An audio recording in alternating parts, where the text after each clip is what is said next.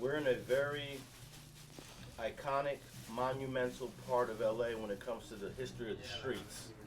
For the West, this is pretty much where it all began. When did you learn, I'm from a really iconic part of the city? Man,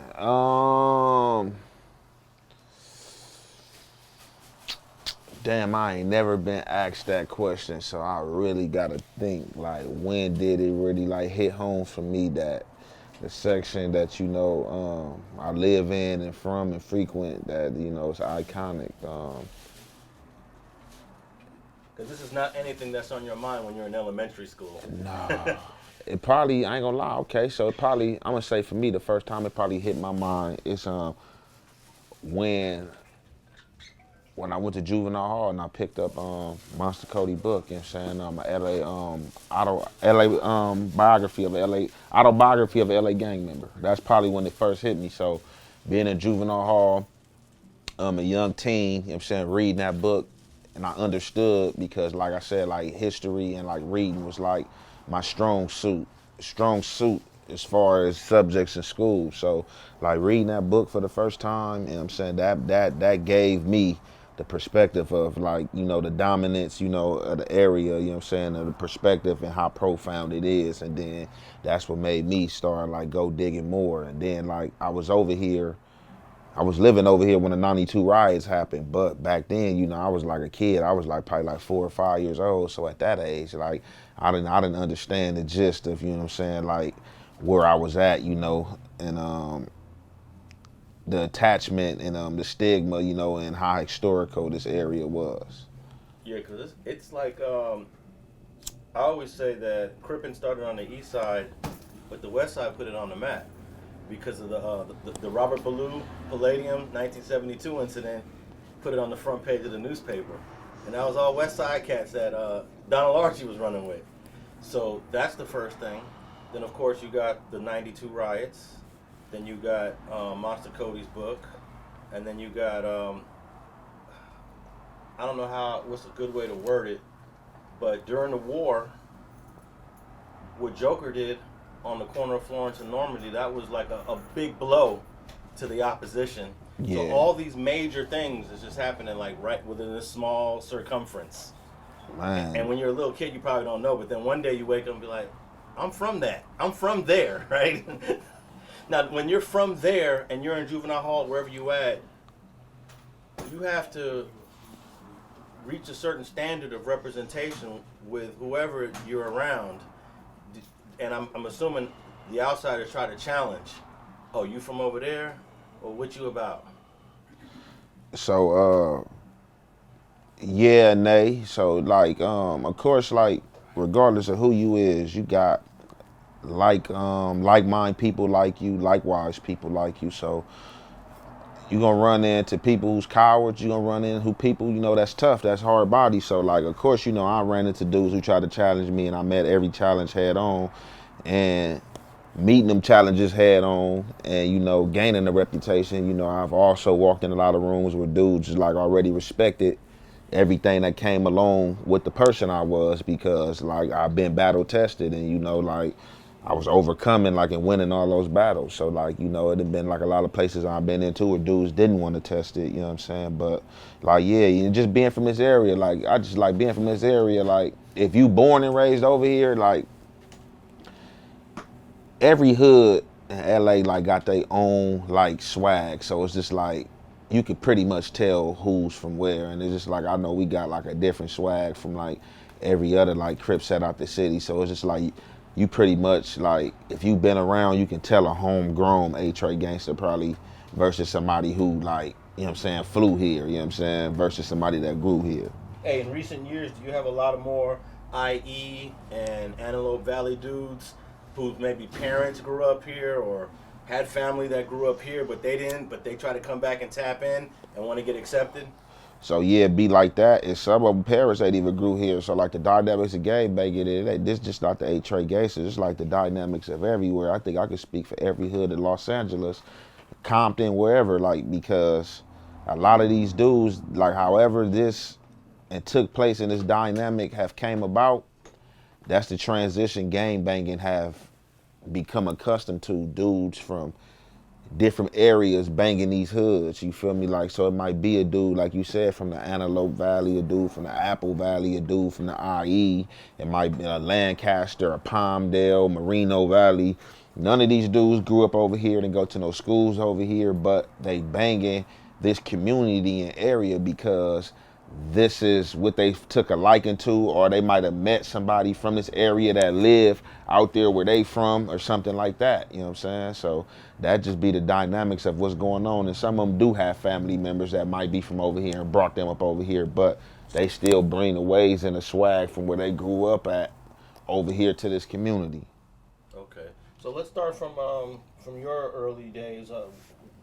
Were you born and raised here, and what elementary school did you start off at? So I wasn't born here, but I was raised here. So I was born in Compton. So like my mama and daddy, like my whole family, like they like from Compton, like all of them from Compton, like out of the Monas, the Mona Parks, the Carver Parks, you know what I'm saying, the Bonnie Hanna Watts and the PJ Watts. Those 4 areas, that's like my family is divided up between those 4 areas. So I moved over here though, like the early 90s. When I first moved up over here, I was staying on 92nd and Halldale, staying on 92nd and Halldale in my community. Then later on, I moved to 79th and Normandy, where Pepperdine was, you know what I'm saying? So before I moved there, it was Pepperdine, you know what I'm saying? They knocked Pepperdine down. I guess it was like a big field for a long time. They called it the dugouts, and then some apartment buildings got built right there. So then we moved up in there, and so I was from over there, from them apartments on 79th and Normandy to 119th and Willowbrook, and that whole area in Compton, like I was like, that's where my time was divided up in between. So I had started out originally at Martin Luther King Elementary. That's in the Mona Parks, right next door to Mona Park. And then from there, I started going to LaSalle Elementary. I started going to LaSalle, like the kindergarten, 1st grade kindergarten. And then I went there up to 4th grade.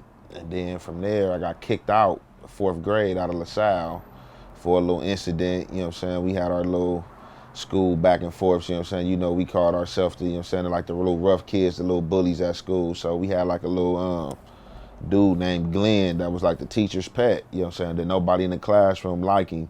So we caught him in the bathroom one day, you know, me and my little counterparts, you know, call ourselves scrubbing him, call ourselves putting his head in like the little urinal or whatever. So as we in there, you know what I'm saying, doing him up, the janitor walk up in there, everybody, all the kids get to scattering and running out, man. I'm the last one out, man. I get caught up, get expelled from the school. So LaSalle was right here on 87th and LaSalle.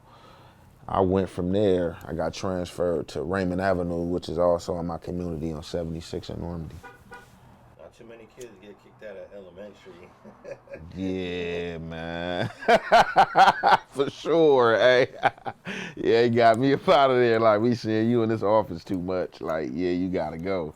For sure, yep. I got kicked out of there in the 4th grade, transferred to Raymond. Then I went from Raymond from 4th to 5th grade and graduated. Okay, so when you were at LaSalle Elementary, was the idea of ETG in your mind, or were you still too young and naive in the 4th grade?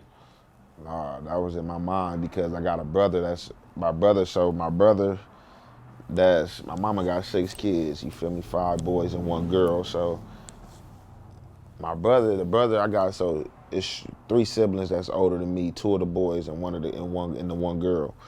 So the boy that's right above me, he was from Eight Tray Gangsters. So I slept in the same bedroom as him. So just like, you know, him being a teenager and being like, you know, 3 to 4 years older than me, you know, probably going through his transition, trying to, you know, a teenager trying to be a man, trying to transition to manhood, you know, he ain't taking obvious to what's going on around him, and that, you know, he got a younger sibling that's in the room with him. And I'm like, you feel me? I'm oblivious to all this, everything that's going on, you feel me, to me coming in the bedroom or being in the bedroom nights, you know what I'm saying, waking up and, you feel me, bro in there asleep, probably, you know, high and drunk, you feel me, with pistols in the bed with him on his chest and stuff like that, you feel me, to me seeing notebooks hit up, you know, with Eight Tray Gangsters and all type of stuff. So like I definitely knew what was going on and had an understanding. And it's even safe to say, like, shit, I was at school, like a lot of people would tell you, like I was at school, like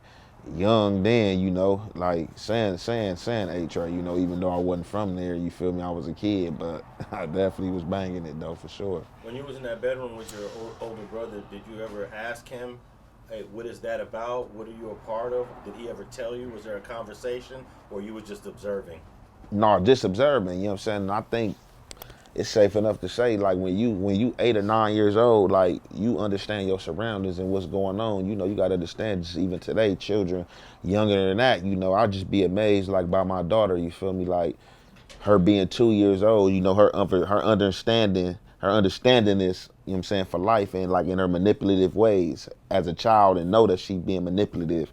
So you got to understand that 8 or 9, like I definitely knew what was going on, like to where I didn't even have to ask no questions, like what's this? I knew not to ask no questions, but you know, you giving me ideas, you feel me? And so just like when you got older brothers and this is what you right up under, you know, your older brothers, your older brothers and parents, those are the first people that are like your role models. So you feel me, like me seeing this, like, and me becoming accustomed to this is like becoming like this is all right. So it's like I know it's wrong, but at the same time, like, you know, you my older brother, you doing it, like shit, if it ain't good for you, you know what I'm saying? Shit, how like how it ain't good for me, you know what I'm saying? So it's just like, you know, I definitely had the understanding of what was going on at that age, for sure. So when you got over to Raymond Elementary, what's that, 5th grade now? What is your mindset at that point? You know, still like, you know, regular stuff, you know, you know, although, you know, I was around that environment, you know, and stuff like that. Like I had both parents in the home, so just like I ain't come from no broken home like that. But like I said, you know, my father was from the streets. You know, my mother, she was of the streets, but wasn't a street person. You feel me? But her siblings and stuff like that was in the streets. I got brothers in the streets, so it's like I had a regular childhood, played sports. You know, did everything a child did. You know, from playing sports, you know, riding bikes, riding dirt bikes, go-karts, you know, to occasionally, you know, coming up in my childhood, we used to like to steal dogs a lot, to, you know, going around, you know, neighborhoods looking to see what yard had these puppy pit bulls we can steal, you know what I'm saying,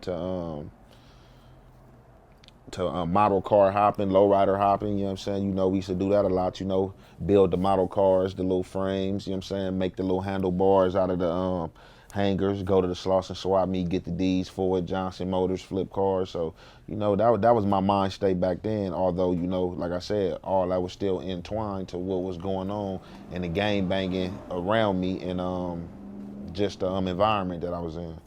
So at this point in the 5th and 6th grade, were your 2 older brothers already both Eight Tray, or only just one of them? Only one of them. My older brother on top of him, my mama oldest child, he from up Carver Park. He from out of Compton. So, you know, most of his childhood before we moved to the west side was in Compton. So by the time we moved to over here, was of age, you know what I'm saying, he was already like, you know, he's from Carver Park. He's already from a Compton hood by the time we moved over here. So it was just, you know, the sibling above me. And your dad was from Compton also? Yeah, my dad out of the Carver Parks as well, okay. yeah. So your dad and your oldest brother are from the same section? Yeah. And then your older brother above you was the first one to venture off into ETG? Yep. Okay. Yep. When your older brother from the section started to see you paying a lot of attention, what was the first things he started to tell you about the street and the neighborhood?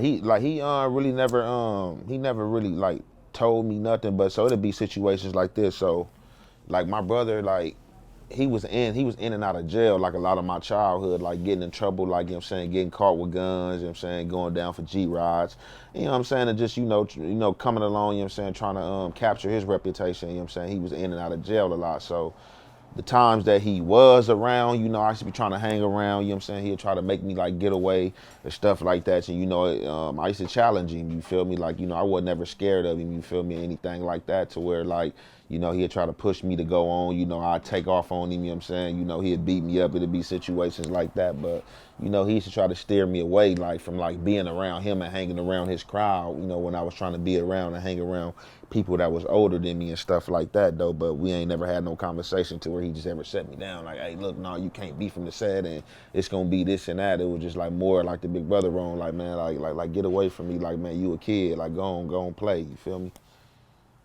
So, what junior high school did you end up going to after Raymond Elementary? I started off at John Muir. I got kicked out of John Muir the 6th grade. I went to John Muir. I started the 6th grade. John Muir got kicked out the 6th grade. And you decided not to go to Horace Mann? No, so all right, so this how it is over here. So you know we got one of like you know what I'm saying, arguably, you know what I'm saying, the biggest communities, you feel me, as far as the Eight Tray Gangsters, you know. So depending on what side of my hood you lived on is where you was gonna go to school at. So where I lived at on 79th and Normandy, on that side of Normandy, your home school wasn't Horseman, your home school was John Muir. But if you stayed on the opposite side of Normandy and on the western side of my community, then your home school was Horseman. So being that I came from Raymond and I stayed right there, that was my address, my home school was John Muir. But if I had still was attending LaSalle and I was using the address on 92nd and Hardell where I stayed at, then like LaSalle would have sent me to Horseman. But being that you all, so that's how I went, being whatever kids went to Raymond, they automatically sent you to John Muir. Whatever kids went to LaSalle, they automatically sent you to Horseman. So when you got to John Muir, did you get to meet, I'm assuming there's some 5 Deuce Hoovers, maybe some 40s? Who was there? What kind of kids were there? So all right, so like at John Muir, I wasn't from Eight Tray, and like so I said like so like in elementary, I used to be banging Eight Tray, and then like around that time, like in my apartment complex where I stayed out, we had came up with a little clique called 3Ps. You feel me? We had started our own little clique. 3Ps probably had stood for about like a year or two, then 3Ps had transitioned into like something called Uptown Crip. So at this time I was like banging 3Ps, you feel me? So being that 3Ps is an Eight Tray hood, like a lot of people off the back was like, okay, like them baby like Eight Trays, but they really wasn't. It was just like a little clique amongst the people, you feel me, in my apartment complex, like a little clique. So at that time it wasn't really I can't remember like one person there that was actually gang banging when I was in 6th grade. Like I know like even from like my boy Smac, you feel me, from back on Fed, like we all went there, like even Big Deal Meeks, we all went there, like all of us was like click banging. Like they was from like some stuff called PST, Players Starting Trouble, then you had the 5-1 Flirts and stuff like that. So like everybody back then was like really click banging, and then like now later on today I can go back and be like, oh yeah, you know, this dude might be from Hoover, this dude might be from Trouble, this dude might be from Brims, this dude might be from 5'8" and stuff like that. But I can't remember one dude that was just actually banging the hood. But I know now today that a lot of these dudes are from like gangs and stuff. But we was all, that was like the click banging era. You feel me? A lot of dudes just like from cliques. So you went to school with Big Deal from 5 Deuce, Smac from Trouble. Yeah. And who else do you remember from John Muir during them years? And are there any John Muir stories from the 6th, 7th, or 8th grade? I got kicked out of 6th grade. I attended 7th, 8th grade at John Muir. I was out of there. Yeah, I was out of there for sure. So they already knew you got kicked out of the first elementary school. What was that like? What happened to cause that? So I got kicked out of John Muir. All right, so bam. They got the little shopping center right there on Slauson in Vermont. The little shopping center on Slauson in Vermont. They got the Ross in there and everything. It's a whole little shopping center, everything. I'm pretty sure anybody, you know what I'm saying, from the city, they know what I'm talking about, the area on Slauson in Vermont, the shopping center. So back in the days, that was a Kmart. You know, Kmart was the Walmart of today. Back in the days, that was Kmart. So I think like one day after school, like it probably was me and like a few other dudes. I know probably like my boy Tiny H Rat, you know what I'm saying? My boy Andrew, me, him, and like a few other dudes, we had went in like that Kmart. And like back then at like Kmart, they had like some watches that was like probably like $100 and up. They kind of like resembled like some Kmart Rolexes, but they look like Rolex watches. So, you know, we go up in there, you know what I'm saying? We go in there and go on one, you know what I'm saying? We shoplift, you know what I'm saying? We get them watches, get up out of there, you feel me? So we get chased up out of there, get away, you know, split and go our ways. But being that we was on camera, John Muir had a uniform, so John Muir colors was white and blue, if I serve myself correctly. So it was a white uniform shirt and the blue khakis. So I guess they had us on camera, you know, they security detail or whoever, I went over there to John Muir and gave the tape to John Muir, like, man, we don't know who these students is, but you know, these students you know, came in our store, they keep coming in our store stealing stuff, you know, we've been chasing them out, but we wasn't the same ones they was chasing out. They like, everybody was going over there shoplifting, but you know, being that we was the latest, you know, everything got blamed on us. So off the back, they didn't recognize us from the camera or anything like that, but me, I go to school one of them days throughout the week. I don't know who I thought I was, probably watching too much of MTV, rap crib TV, rap music videos. I go to school and I got 2 watches on my wrist. In class, right? I got 2 watches on my wrist. So the teacher, the whole class, I wonder why he keep eyeing me. He keep looking at me. So I'm like, you know, looking like that. I'm like, what's up? So I got the, like, he hop on the phone, like talking. I don't hear what he's saying. You feel me? Next thing you know, after he get off the phone, he tell me like, hey, you know, Mr. Shelman, they want you at the dean's office. I'm like, what? He like, yeah, they want you at the dean's office. I go to the dean's office. I go up in there, you feel me? Boom, I'm not even thinking. I'm going in there with both watches on my wrist, man. You feel me? Trinidad James. Hey, look, I go in there with both watches on my wrist. As soon as I go in there, they like, they look there, they look there like, yeah, give us, where you get those from? I'm like, what? Like, man, I got these from home. Like, you feel me? Like, I don't even remember the story I gave them, but I'm like, man, like, basically these came from home. So they like, nah, you know, them from Kmart, you know, we got video of you, this and that. You know, they could prosecute you. Just give us the watches back. Bam, I gave them the watches back. You know, they called my mom like, you know, he getting kicked up out of here. You know, this ain't the first time he did that. And shit, I was out of there. Yeah, I never understood why expelling a student is the punishment. Like, what happened? You just go to another school. What's the? I never understood that expelling students. So you didn't make it out the rest of the 6th grade. No, but I was like, and it wasn't even like I was just like messing up. Like I understood, like at elementary, I was real bad, you know, just like being like a kid, you know what I'm saying? But I think at John Muir, that probably was like my first offense, like it being in the dean's office. It was just like, they like, oh yeah, you feel me? Yeah, you stole them watches, yeah, you out of here. What kind of grades do you recall getting during them years, during that time? Like shit, I was like, you know, average. Like I definitely wasn't no dumb student. Like I said, I liked school. I just got into trouble a lot. So like I was definitely like for sure be average. You feel me? Like, you know, nothing lower than no C. I wasn't getting no D's and no F's and nothing like that for sure. Were they giving the grades like BEE, BSS, or BUU? Yep, stuff like that for sure. So what were your the other 2 grades? From the E for excellent, S for satisfactory, or U? Satisfactory, okay. For sure. Satisfactory for sure. I ain't know what I'm saying. Satisfactory for sure. So you didn't have a bunch of U's on there. Nah. I went to school every day. That's one thing. Like certain days I did, but I made sure to go to homeroom. Like you knew to go to homeroom so you can be on roll call. And just like if it was like a class I really didn't like, but like other than that, I probably just like a ditch like sometime at PE or just certain periods. But you know, I went to school for sure. Like I definitely show up, and sometimes I even had awards like for you know what I'm saying, for like, you know, good attendance and stuff like that. So it was just like I definitely wasn't no dumb student, like for sure. Like I passed all my grades, like, you know what I'm saying, I wasn't, you know what I'm saying, I definitely was passing all my grades, knew the work and all that. The work wasn't hard or anything like that. It was just that, you know, I was trying to, you know what I'm saying, juggle being a kid, you know what I'm saying, and what I was seeing in the streets, and as well as being in school and trying to, you know what I'm saying, get schooling in as well. So you didn't get to hang out with Big Deal and Smac too long? No, not that long. I didn't get to hang out with them that long. Now, they were representing the cliques also? Yep. If I serve myself correct, Smac was from 5-1 Flirts, and Big Deal was from, I know for sure he was from PST. He was from 5-4 PST, Players Starting Trouble, for sure. Okay. And most of them all turned to the different hoods over time. Hoover Trouble, basically, though, that, you know, sector up Hoover Trouble, basically like the same thing. You go either be either or type situation. You know what I'm saying? And what did 3Ps? Then you said you went from 3Ps to Uptown Crip. Yeah. When did that happen?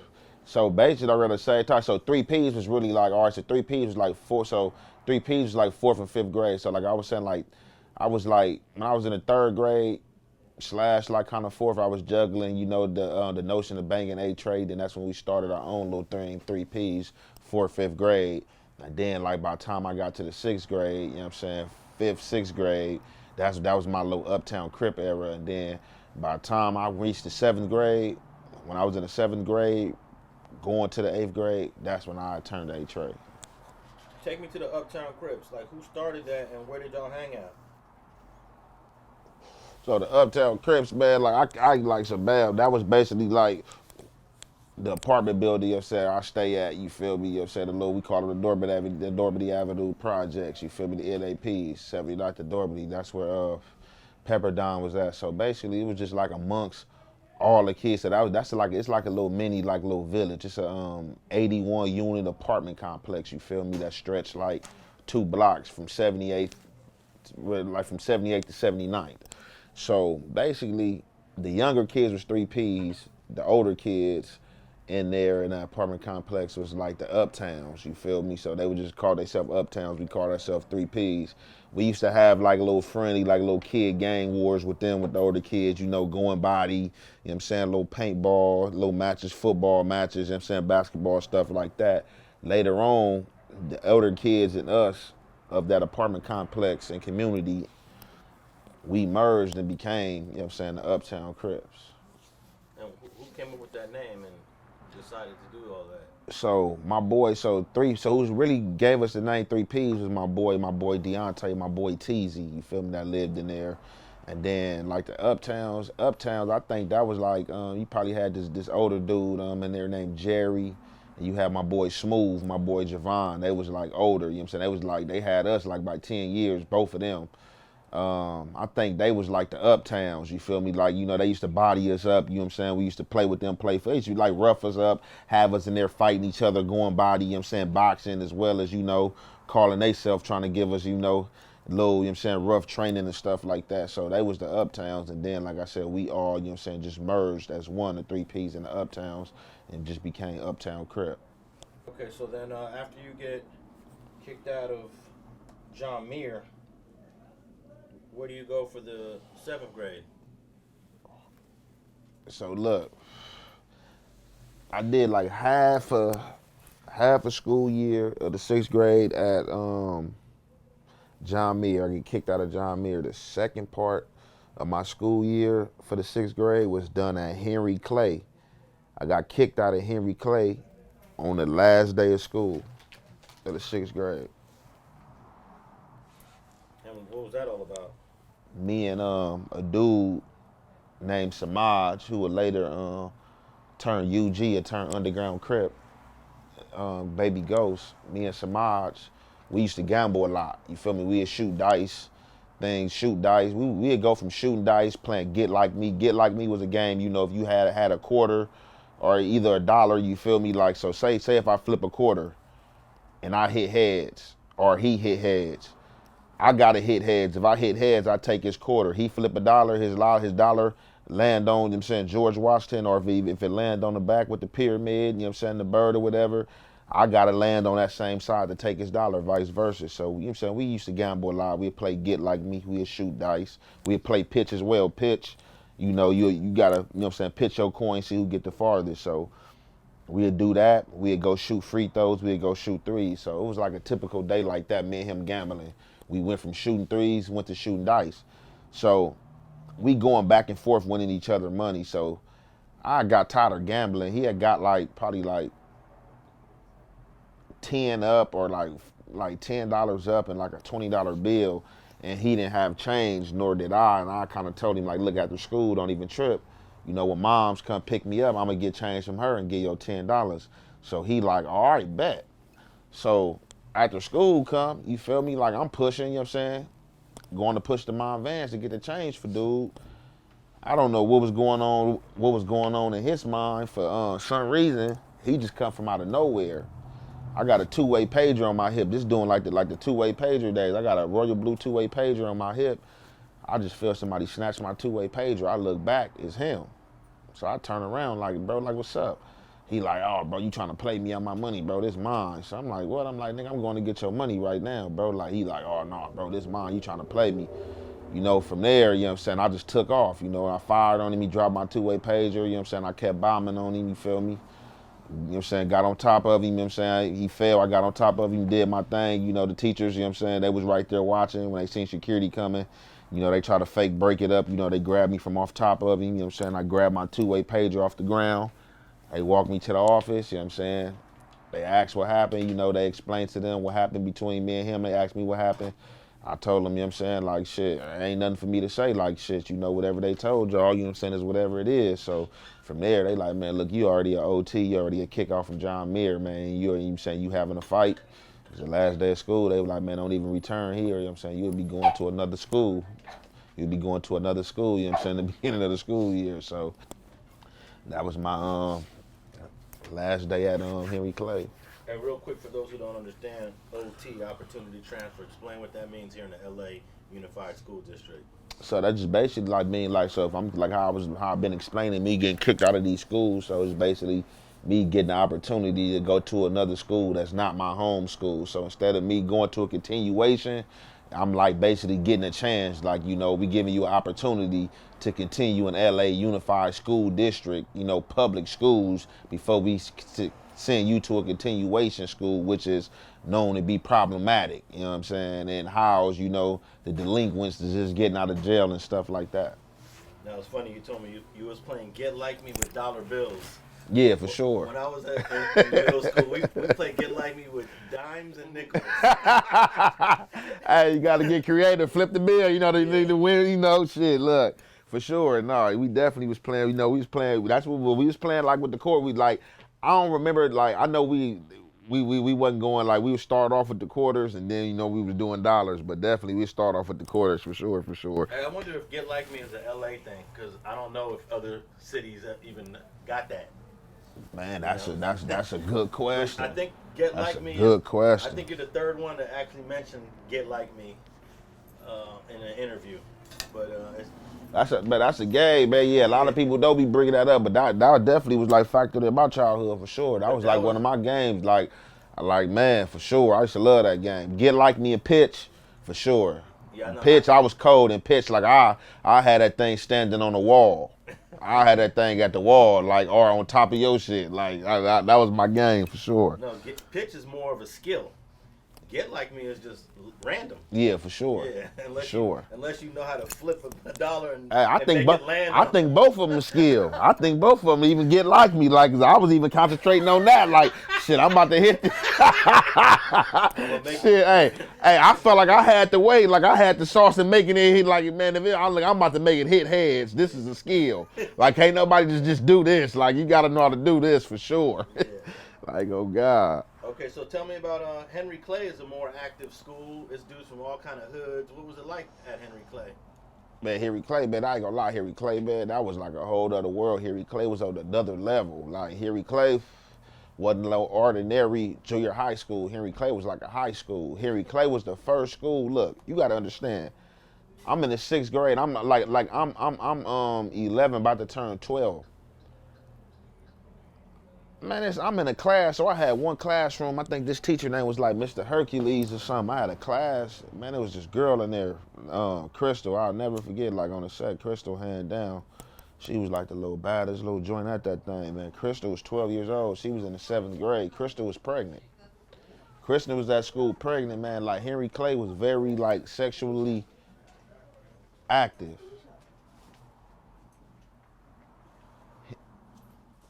Henry Clay was very sexually active. Like, I ain't gonna even lie, to where, like, I don't think kids at John Muir was really on it like that or thinking like that. Not to say that it wasn't going on, but at Henry Clay, it was going on to where, like, you hit a bathroom or you go certain places and you see sexual activity, you feel me, happening and going on. So, like, I ain't gonna even lie, like, Henry Clay kind of reminded me of when I had later on in life transitioned to Washington Preparatory High School. Like, it was like a lot of sexual activity going on. It was advanced. For sure. Sexually advanced. For sure.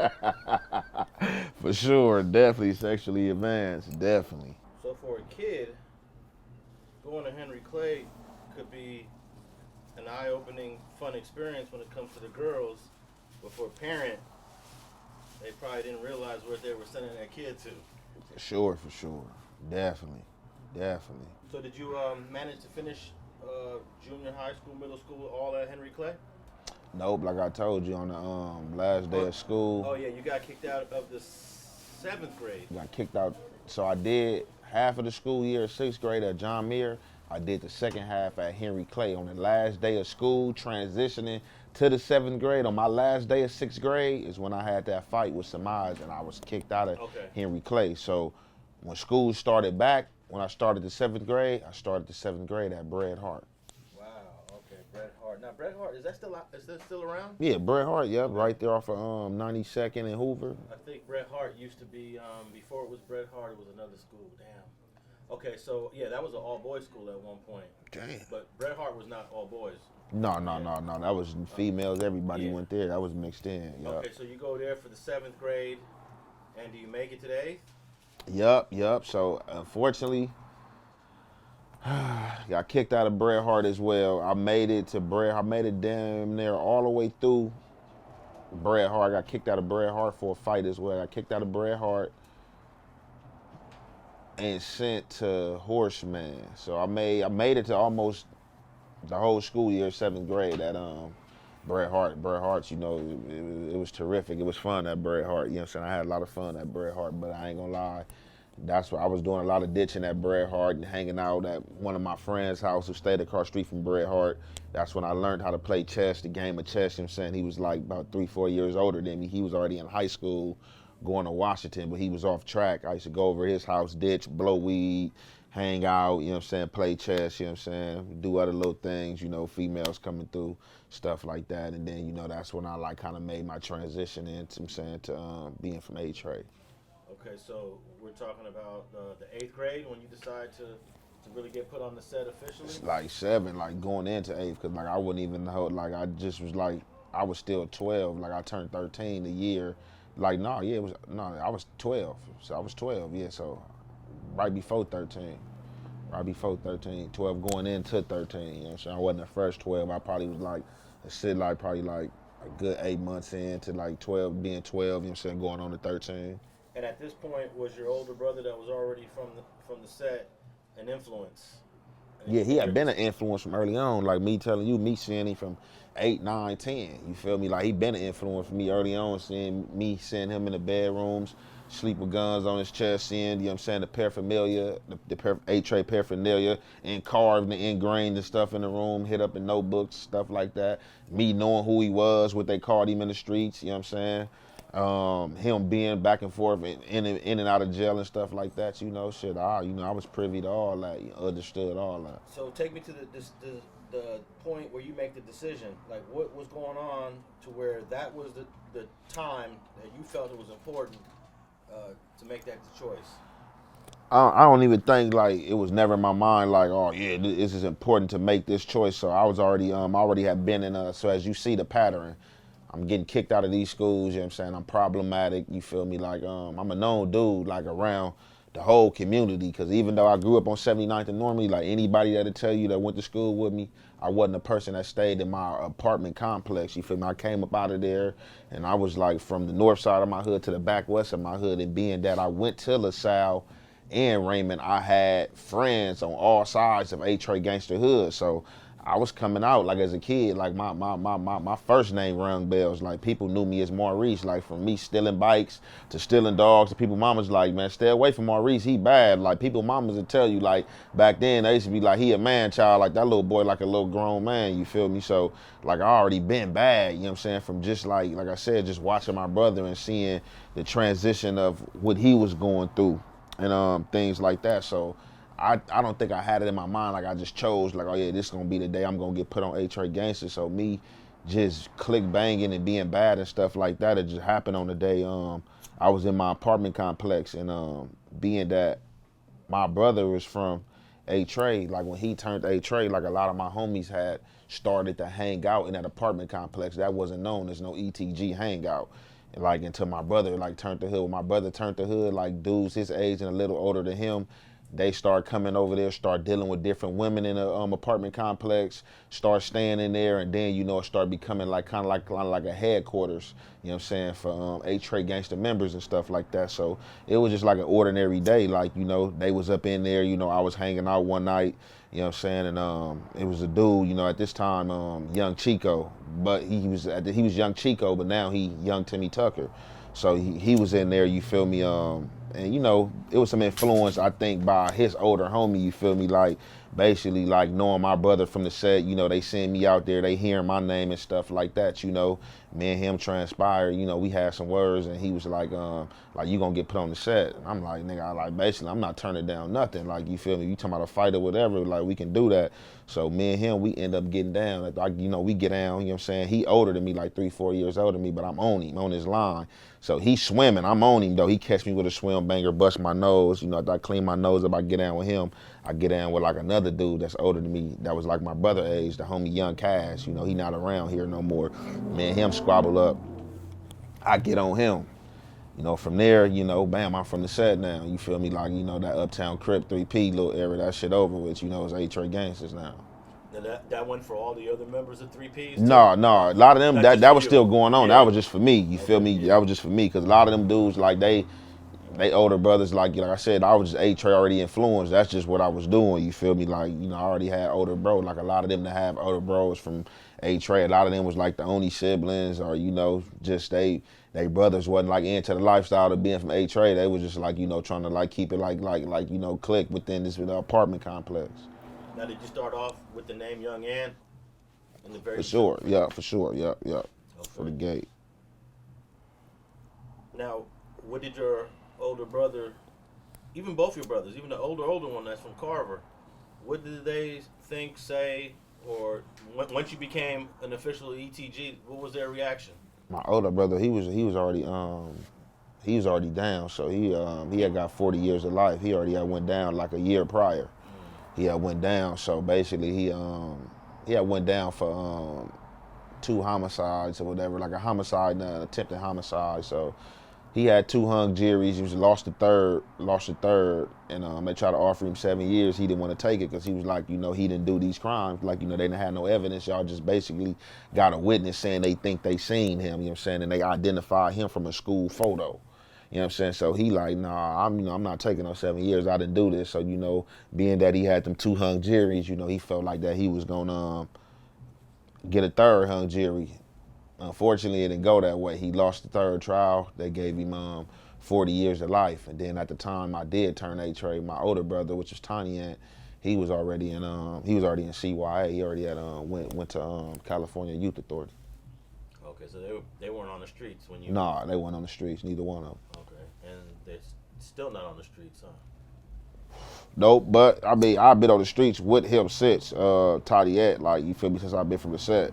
But the one that got 40 to life, like, no, he'll be home soon, though. They got like a lot of laws, a lot of stuff passing, so he went down, he classified as going down like that's a minor during the time he went down. So it's like, it's only so long before they gonna open them gates for him. Tiny Ant, he had been out, he had been back and forth, you know what I'm saying? Unfortunately, he doing time again right now as well. Okay. So then, did you even go to high school? Yeah, for sure. Okay. Yeah. So like I said, so from Brett Hart, boom, I started out Horseman, boom, I went to Horseman, so I got kicked out of Horseman. So basically I got kicked out of, so let me transition, so I gotta tell you how I got kicked out of Brett Hart. I got kicked out of Brett Hart for fighting my boy Christopher, my boy Christopher Thomas, he had later on ended up turning Main Street, being Tony Craze from Main Street. So me and him, I had like a little disagreement about something, and he had like pulled up on me and was like questioning me about some stuff. Oh, me and him had jacked somebody. So me and him had jacked somebody. Somehow he had got identified as being the jacker, and I didn't. So like he was mad about that. So he pulled up on me after school, questioning me, talking about like, hey bro, how my name got put up in this and blah blah blah, and you didn't get in trouble, woo woo. So he was being like aggressive. So him being aggressive, I got off on him, you know what I'm saying? We squabbled up, you know what I'm saying? I got kicked out. So when me and him squabbled up, you know what I'm saying? We squabbled up on the side of the school. We didn't get caught or none of that, but somehow him leaving school and going to get some older people. I guess, you know what I'm saying, he went and got his older brother from Main Street and some other dudes from Main Street, and they came up to Brett Hart, but I wasn't there. They came up there after school, I guess, looking for me or somehow, and I wasn't there or whatever that day, or I went to school that day, but they just, I guess I just missed them or whatever the case may be. So the dean caught wind of that situation, you know what I'm saying? I came to school like that next day. They called me in the office and they just told me like, hey, look, man, we gonna have to give you a transfer up out of here, but you know, we kicking you out, but it's like we kicking you out because of this, because you know he bringing grown people up here and we don't want you to bring no grown people up here and there don't be no situation, so we gonna just send you to a school closer to your neighborhood, which was Horseman. And then that's how I started going to Horseman. I went to Horseman. I was finishing out the last part of the school year, the 7th grade at Horseman, but I was at Horseman selling little bags of weed, and somebody had told on me. And I just remember, like, I was in one of my classes, I don't remember what subject it was. I would just remember the teacher telling me that, you know, they requested me in the dean office. So the whole time I'm digging in my pocket, I got a pocket full of money. I'm looking for like the weed bags I got in my pocket. I got so much money and stuff in one pocket that I can't feel the weed. So when I can't feel the weed, I'm going through my pocket and I want to say, man, this shit was so crazy. I even emptied out my pocket and still didn't find the weed. So I'm like, okay, I sold all the bags of weed. I put everything back in my pocket. Man, I go to the dean office. They call me in there, you know, like, you know what you down here for? I'm like, no. They like, man, we hear you selling narcotics on the school grounds. I'm like, no, I ain't selling no narcotics. Ooh, this and that. They like, you mind if we search you? I'm like, yeah, y'all can search me. Man, these people search me, man. The dude go right in my pocket and pull the weed right out. So I'm looking like I wanted, like, nigga, like, man, you planted that. But I know the baggies I had. So I'm like, what the hell? So I'm like, man, I just went in my pockets before I walked down here and didn't find the weed. So how the hell he go in my pockets and pull this weed out? Did you have multiple pockets like these pants do? Man, I had the khaki pants on. I had the 2 front pockets and the 2 back pockets. And he went in the pocket that I had the money on. The money in that I told y'all that he went in there and pulled some weed out. You was probably high also. Man, something happened for sure. Something happened. So that's how I got kicked up out of Horseman. So after I got kicked up out of Horseman, that's when the continuation school started. They like, yeah, ain't no more regular schools for you, man. You know, you in been to 3, 4 different junior highs, man. So we just gonna go ahead and send you to the continuation. But continuation is like half a day, right? It's not all day. No, I used to go there all day. I go there in the morning. It was like shit, like from 8 to like 2:30. Oh, okay. Like, yeah, like 2 o'clock, something like that. Good, like 6. Yeah, it was good 6 hours, 6, 7 hours. If I ain't mistaken. Yeah, it was like from like 8 to 2:30 or something like that. Nope. What's the first continuation school I went to? 42nd and Western. Was that on the campus of another school, or is its own? Right on the corner is like a little building. So back in the day, they said it used to be a bank right there, old bank. But right on 42nd and Western in the 40s. Okay. But then eventually you go to Washington High School. Yep. Is that where you start off? High school, for sure. Okay. Now, Washington High School is nothing but rolling hundreds, right? By the time I went to Washington, I already had been from Eight Tray like a year and a half, like 2 years. Like, yeah, for sure. And I went to Washington from Eight Tray, for sure. So that was not really a good choice of school to go to. That was my home school. Where else I'm gonna go? I mean, I ain't like, I ain't gonna lie. As I got older, I've got mindful. Back when I was younger, like, my boy right here, man, like, he'll tell you, bro, like, I was like, a lot of people tell you, like, I was burnt out, like, without trying to be burnt out, like, how people be acting burnt out, like, just giving my dedication to the gang and, like, you know what I'm saying, being, like, a full-time participant. Like, a lot of shit that I wouldn't do today, like, I was doing back there without a question, without thinking about it. It was like, what? Like, that ain't even nothing to think about. Like, that's what we own, like, you know what I'm saying? Like my push was for Eight Tray Gangsters. Like, I was putting the gang before myself, for sure. Now, all the high schools on the west side are all neighborhood high schools, huh? Crenshaw. Pretty much. Washington. Yeah. And even Manual Arts, right? Most definitely. Am I missing any other high school? That's west side. It's still on the west side. So no matter where you go, it is what it is.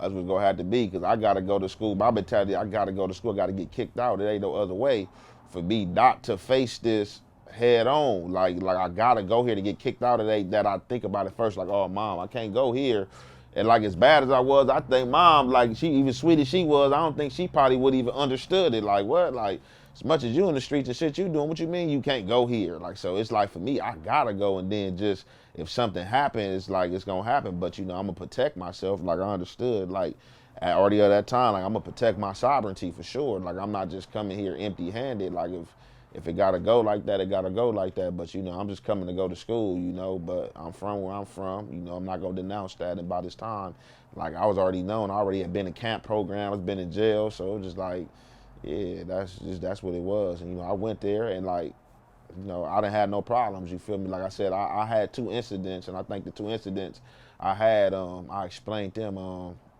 YouTube, you know what I'm saying? Them like in some of my YouTube stories, the 2 little run-ins I did have with the hundreds or whatever. But yeah, I definitely went there though for sure.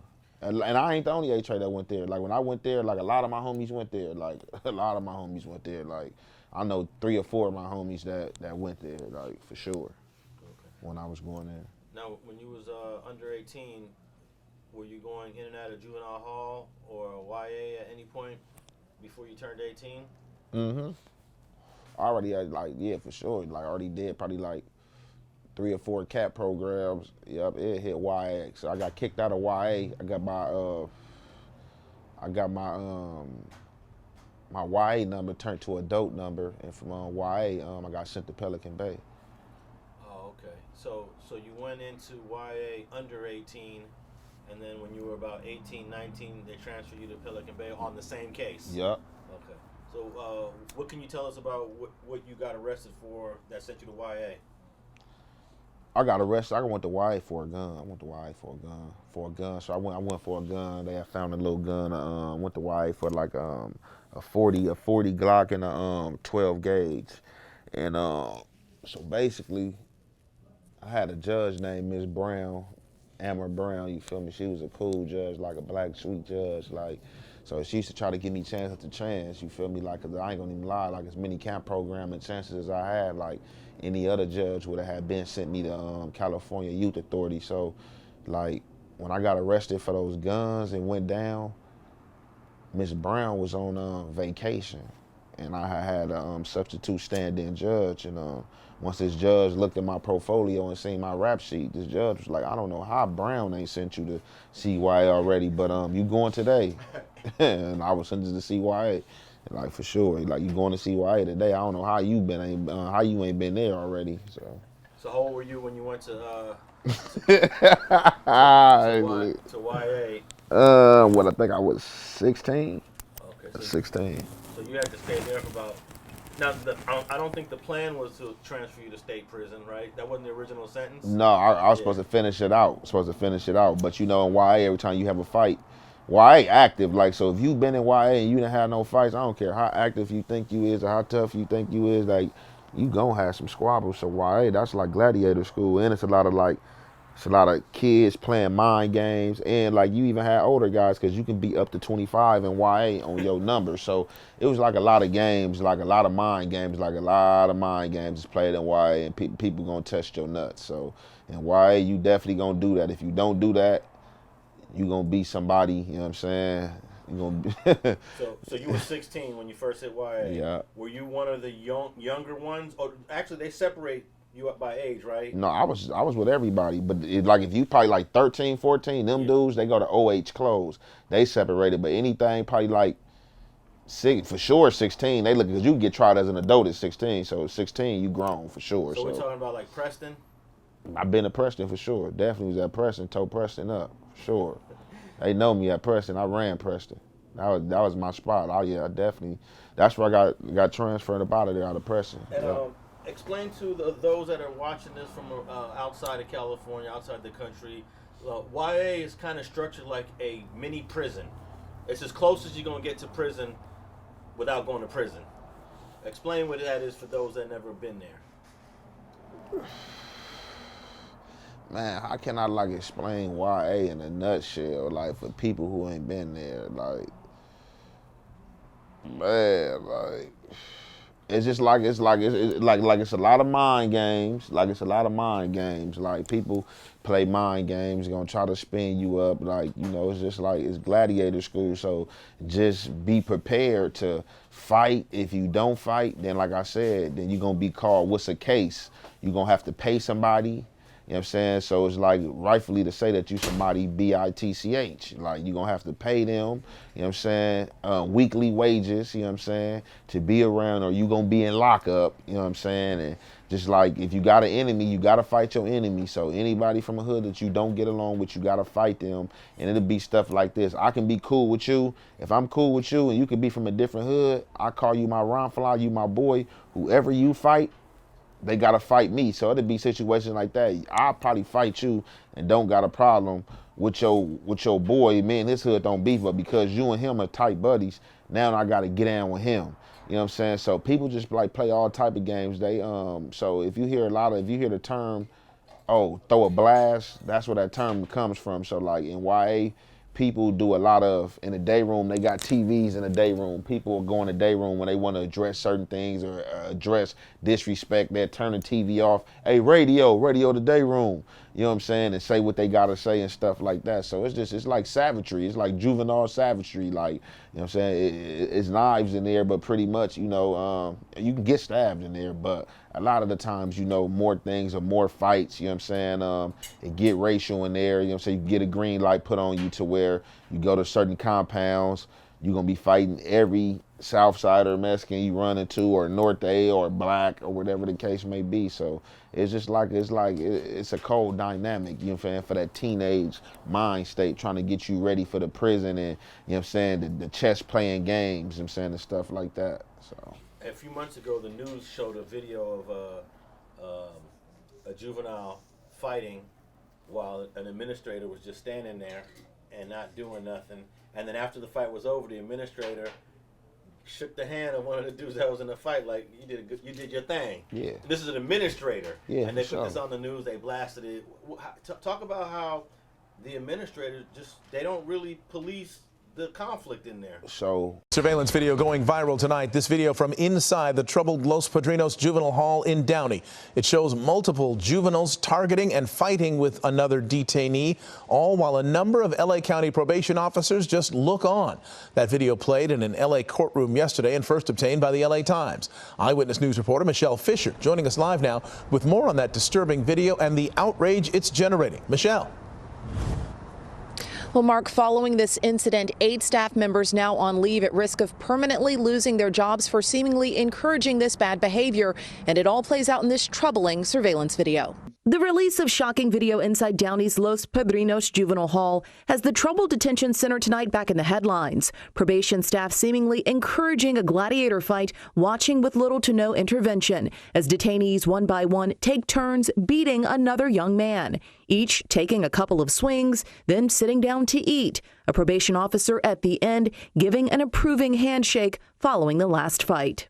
I like what I gotta keep it A1, you feel me, Alex, because, you know, salute to the administrators, you feel me, because a lot of people might not understand this. Like, now, if your child in there getting their feet whooped or getting harmed, of course you gonna cry blasphemy and try to file a civil suit and stuff like this, or my child is a juvenile, but let's keep it A1. Like, if your child out here gangbanging in these streets, shooting people, walking around with a gun, like, it ain't no different when they come inside these juvenile hall systems. It just is what it is. I'm not gonna sit there and play with you because I've been through that. I've been that person who has shook it up with the administration, you know what I'm saying, after whooping some ass. Like, it is what it is. And if I would have had got my ass whooped, would I would have been mad at them? No, because I'm a gangbanger and I'm in here gangbanging, and we can go live and fight, but a lot of dudes, you know what I'm saying, be trying to get it out the way. So a lot of dudes that have that rapport with the administration to where you can fight in a blind spot to where you ain't got to get a write-up.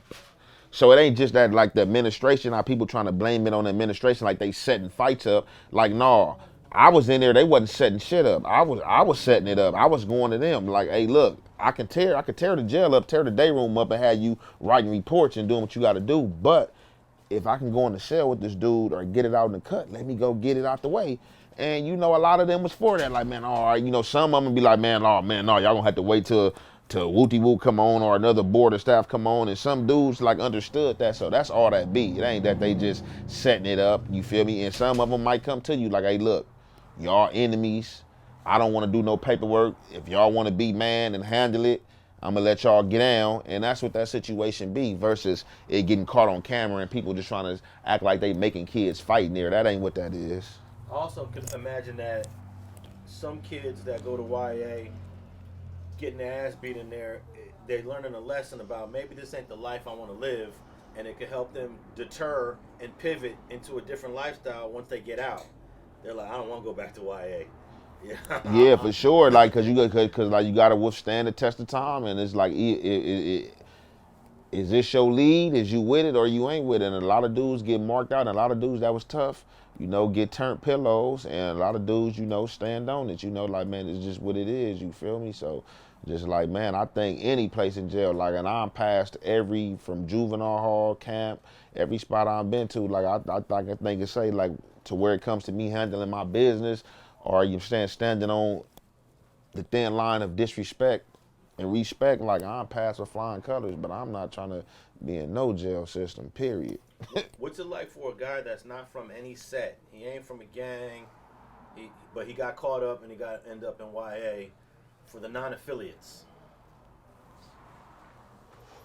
But for the non-affiliates, man, like, it just like depending on who you are as a person, your character, like, it comes down to, is you man or mouse? But he don't have enemies, so he ain't gonna, like, when you're in there, it's on site with the enemies, right? Yeah. That's on site. Yeah, for sure. So a guy who don't have any enemies, but he's still in the lion's den, what's it like for that type of dude?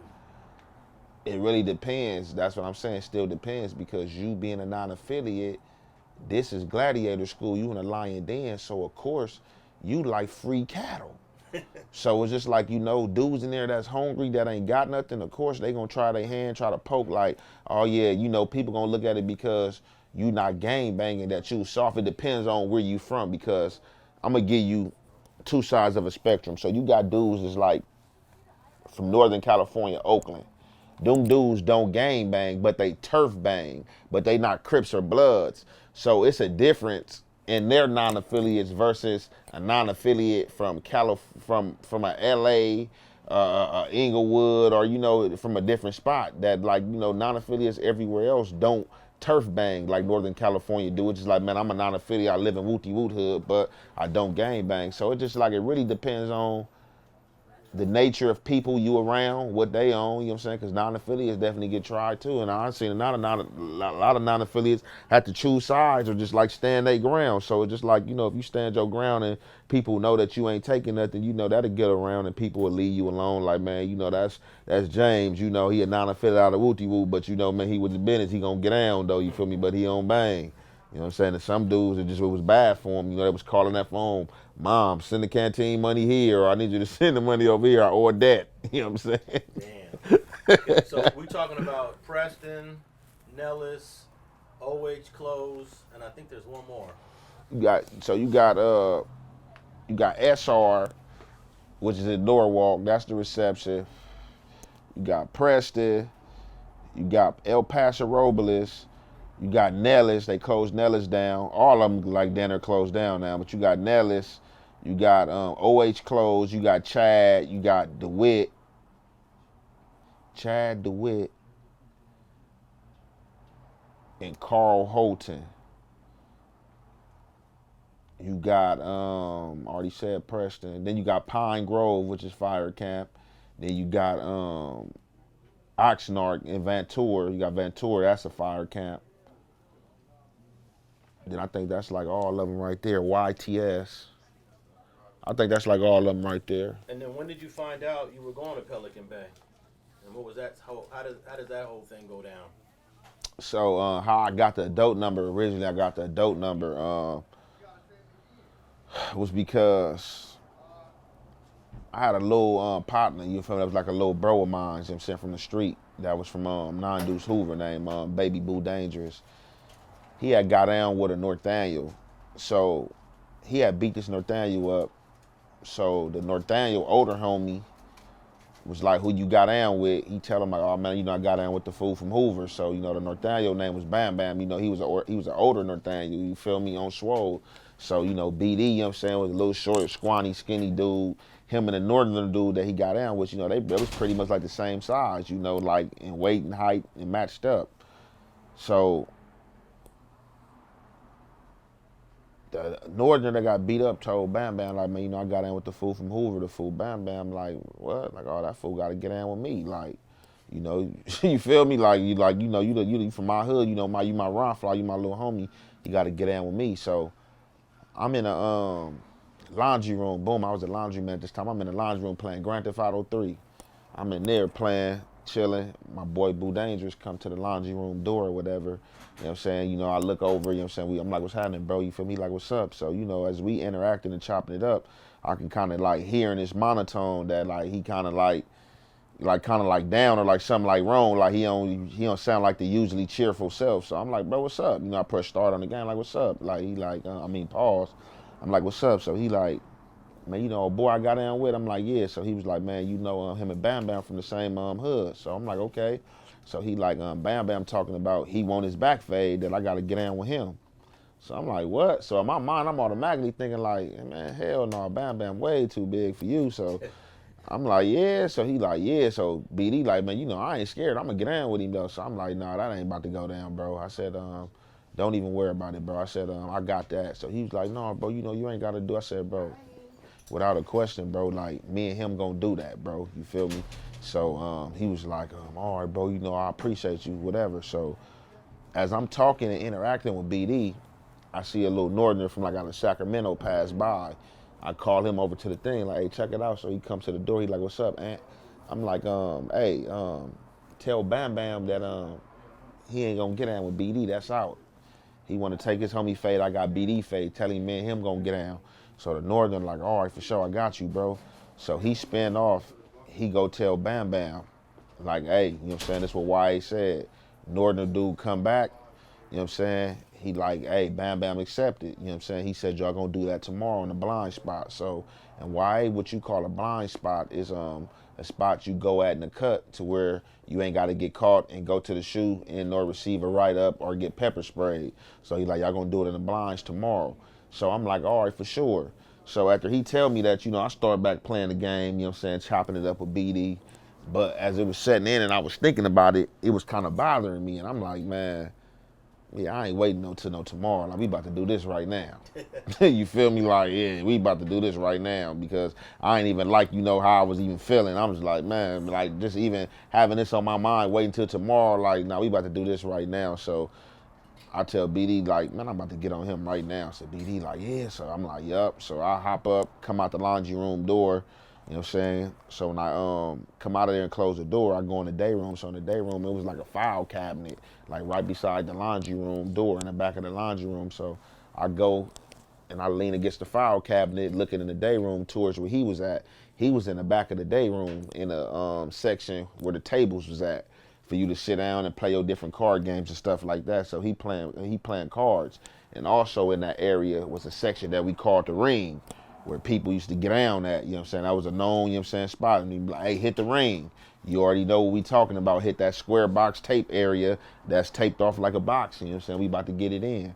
So, I lean against the file cabinet and I'm facing him. So he's like sitting diagonal to where if he turned his head, he can see me. So, he playing cards, I see him playing cards. I'm just staring back there trying to make him feel my energy. So after me staring back there about like 2-3 minutes, man, he finally like looked in my direction and I like go like that with my head. And he like, I'm like, man, hit the ring. You feel me? Like, what you mean? Like acting like you don't understand my gesture. So I seemed like, he slammed the cards down and he mouthed like fuck, like we about to get in trouble for this fight. so bam, so he hop up, so boom, I run back there. When I run back there, he tried to come from back here with some haymakers, like, bam, so I dug up under, come up under him, catch him like a 3-piece, put him down. So when he fall, like he don't buckle or nothing, like he just like, I guess when like, however I connected, I don't even remember how I connected, however I put the combination together on him, I put him to sleep. So when he fell backwards and hit his head on the floor. So I'm not even knowing he out. Me just like in combat mode when I put him down, I'm run up and I'm over him, and I seen he out. So when I'm standing over him, the police in the day room, they like, hey man, they like Baby Tookie. They should call me Baby Tookie. They like, Baby Tookie, everything cool, right? So I'm like, for sure. I don't say for sure. So I'm just like in a trance, but I hear them. I'm looking over him, and then I finally like look up at the police. They looking spooked. And then when I look back down at him, I see blood coming from the back of his head. I'm like, oh. So I see the blood coming from the back of his head. That snapped me back into reality. Like, whoa. So then they like, man, everything good? I'm like, yeah. So they like, so I moved to the side, let them cuff me. They take me outside. I see them asking for, hey, we need towels. So people running into the laundry room going to grab towels, you feel me? So I'm outside waiting for the car to come pick me up, to take me to the infirmary to check me out to see if anything wrong with me. Man, I see them, man, they bringing him out, bro. Like, man, I just hear him, like, when he come back too, like, man, I can't feel my legs. And then they got like 5, 6 people carrying him, legs, carrying every part of his body, and they got like, man, like 10 towels behind his head, and all these towels is like, man, blood, soaking with blood. And I'm like, what the hell? So boom, I'm like, damn. So they put me in the car, take me to the infirmary. Anything wrong with you, no, they take me to lockup. So I'm in the cages in lockup. So I guess I hear the ambulance come on the compound, and the ambulance look at him, see all that blood he losing. They like, oh no, they say he can't get in our ambulance. Like we can't take him, we can't do nothing with him. Like we ain't about to be liability and get a lawsuit filed on us or whatever. They had said like something along the lines of that. So what they had to do was they had to call in a helicopter. A helicopter had to come land on the field in Preston in the middle of the field. They had to put him on a little gurney, put him in a helicopter, and he got airlifted out of there. So boom, I'm in the hole. They put a sign on my door, no communicado, could nobody communicate with me, no inmates, no police, no nothing.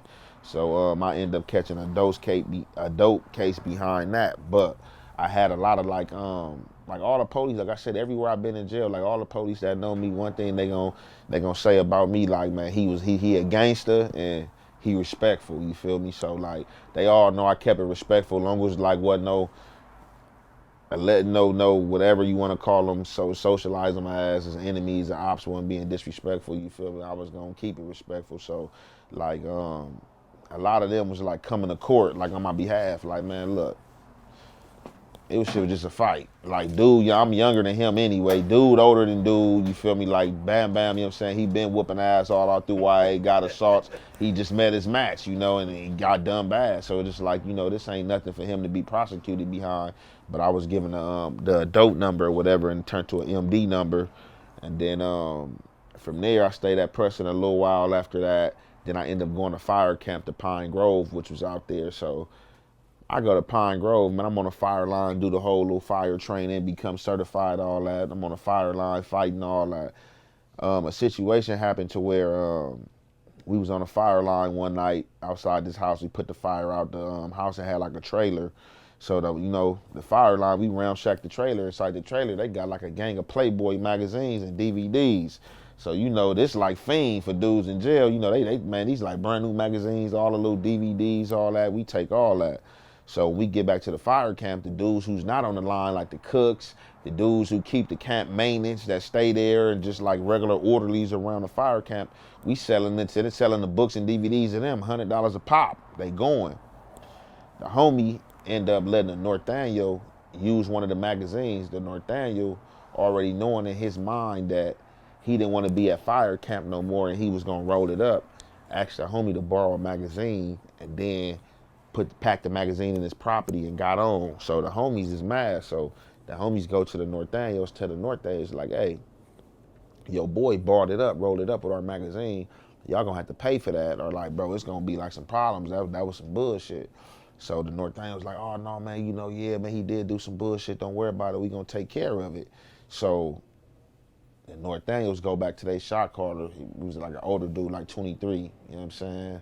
I was at the fire camp, like, hey, look, it's a situation, boy got on with their stuff, they want some compensation for it, blah, blah. So the order Norteno, like, man, we ain't paying nothing. Damn. So then when they come back, like, hey, man, our older homie said we can't pay nothing. Okay, from there, like, You know, the homies went in whoop ass mode. You know, a few dudes got knotted up, a few Nortenos got knotted up. So when like dudes started, you know what I'm saying, calling them out and knotting dudes up, you know, they shot caller, you know, he kind of like rethought what he had said, but he had like came like, hey, look, you know, I kind of feel like y'all had came disrespectful saying that we had to pay or it's gonna be this and that. You feel me? Like that wasn't the right way to come. We understand that was one of our men, but like, look, I just don't feel the need that we have to pay for, you know, what he did. But like, look, so we can stop all the confusion and you know what I'm saying, fighting and stuff like that. Like, look, man, we just gonna pay half of his tab. You feel me? I think that's fair. So I told the homie like, yeah, you know, that's fair. You feel me? You know what I'm saying? So they concluded it on that. I really had nothing to do with the situation because it wasn't my magazine. So from there, they seeing the Norte dudes in there knotted up. Automatically, my name got put up in the mix. I got called up to the office. They asked me what happened. I told them I don't know what happened. Like I can't disclose this information. Like I'm like, man, I don't know what's going on. And it ain't even my situation. I don't even know how I got mixed up in this. I don't know what's going on. So they basically gave me an ultimatum. Like, either look, you tell us what's going on or you out of here. And being that I couldn't provide them with no information, they kicked me up out of there. And then shit, I went there to Preston Lockup, and from Preston Lockup to DVI Tracy. You know what I'm saying? From Tracy, I spent like 120 days in Tracy. I was thugging in Tracy. You know what I'm saying? For sure. D-Wing. You know what I'm saying? With other juveniles at Tracy? Hell no. I was grown. They have a juvenile that's where I did my. Tracy. That's where I did my orientation at. That's where I did my orientation at before I went to Pelican Bay. So I was in A, B, C, D. I was in D-Wing if I served myself correctly, and it was like it's 3 tiers, Tracy 3 tiers. On the bottom tier, that was general population. The second tier and third tier, that was like basically like orientation. So that's where I did my orientation at. I stayed there 120 days, and then from DVI Tracy, they drove me to Pelican Bay. Now, when you was at fire camp dealing with those Nortenos, did the incident with you and Bam Bam ever come up? Because Bam Bam was a Norteno, right? Yeah. And now you're in fire camp with these other Nortenos. Were they got wind of what you did to one of their homeboys? That man, people still talk about that to this day. Like I be hearing dudes who came like way years after me talk about that situation and people I ran into.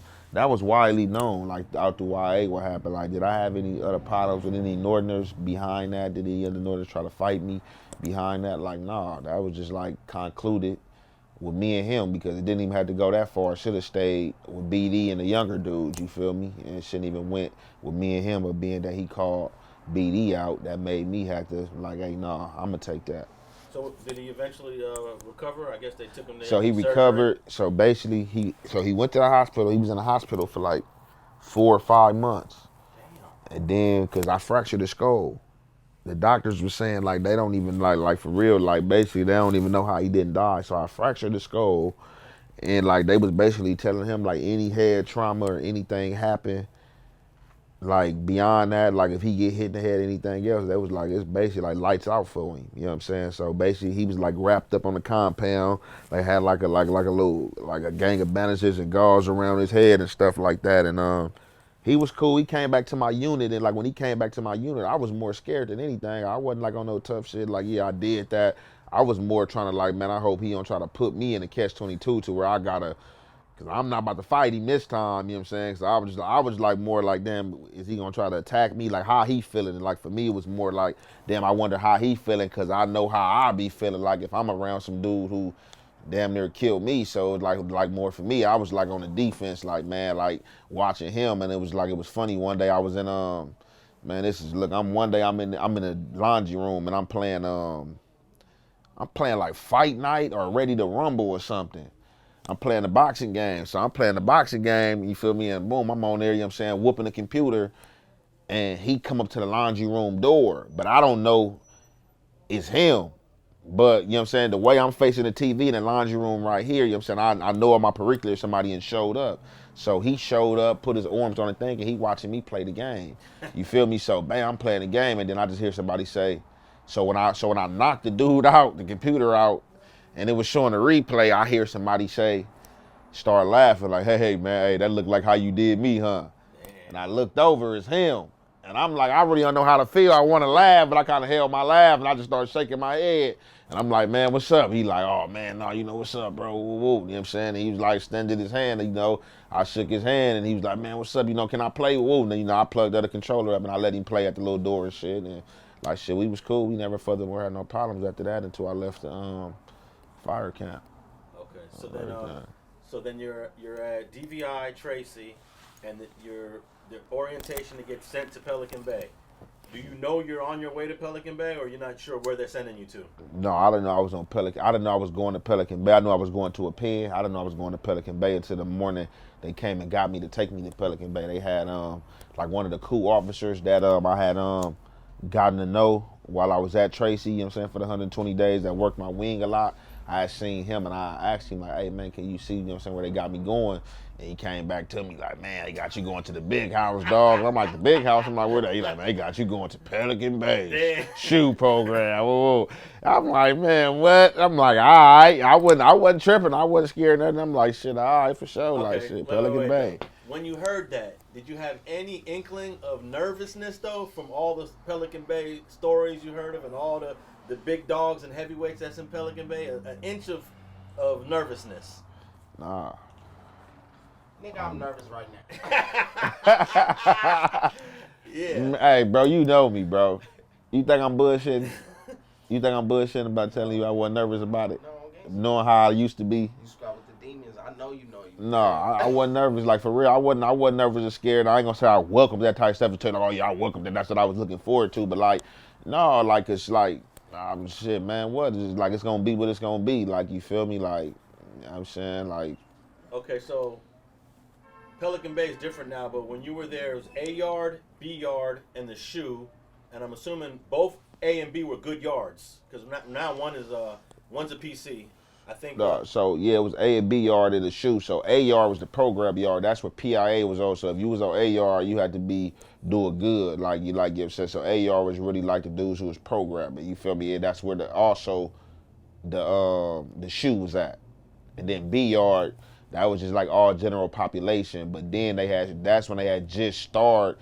So when I was at Pelican Bay, that's when they had just started doing the I was there before they started doing it, but that's when they had just started like starting the what they call it today, this PC stuff that's going on. 50 yards. Not 50 yards, but they had started non-designated. But they had started putting PC buildings on mainline yards, and Pelican Bay was like one of them spots they had did that. I think they had started with like 3 block or 4 block. That was like a PC, and they had put the gate around it and started sectioning it off. You know what I'm saying? So that was like the beginning of them like start trying to like implement PCs ends on them yards, but they definitely didn't put them on a general population, a program with it, because they already know they would have got butchered on that yard. Like they wasn't doing no plan at Pelican Bay for sure. So were you there right before the hunger strike? Yep. I think the hunger strike was 2013. I was there way before the hunger strike. Okay. Yeah, I was there. Yeah, I was at Pelican Bay. I was at Pelican Bay.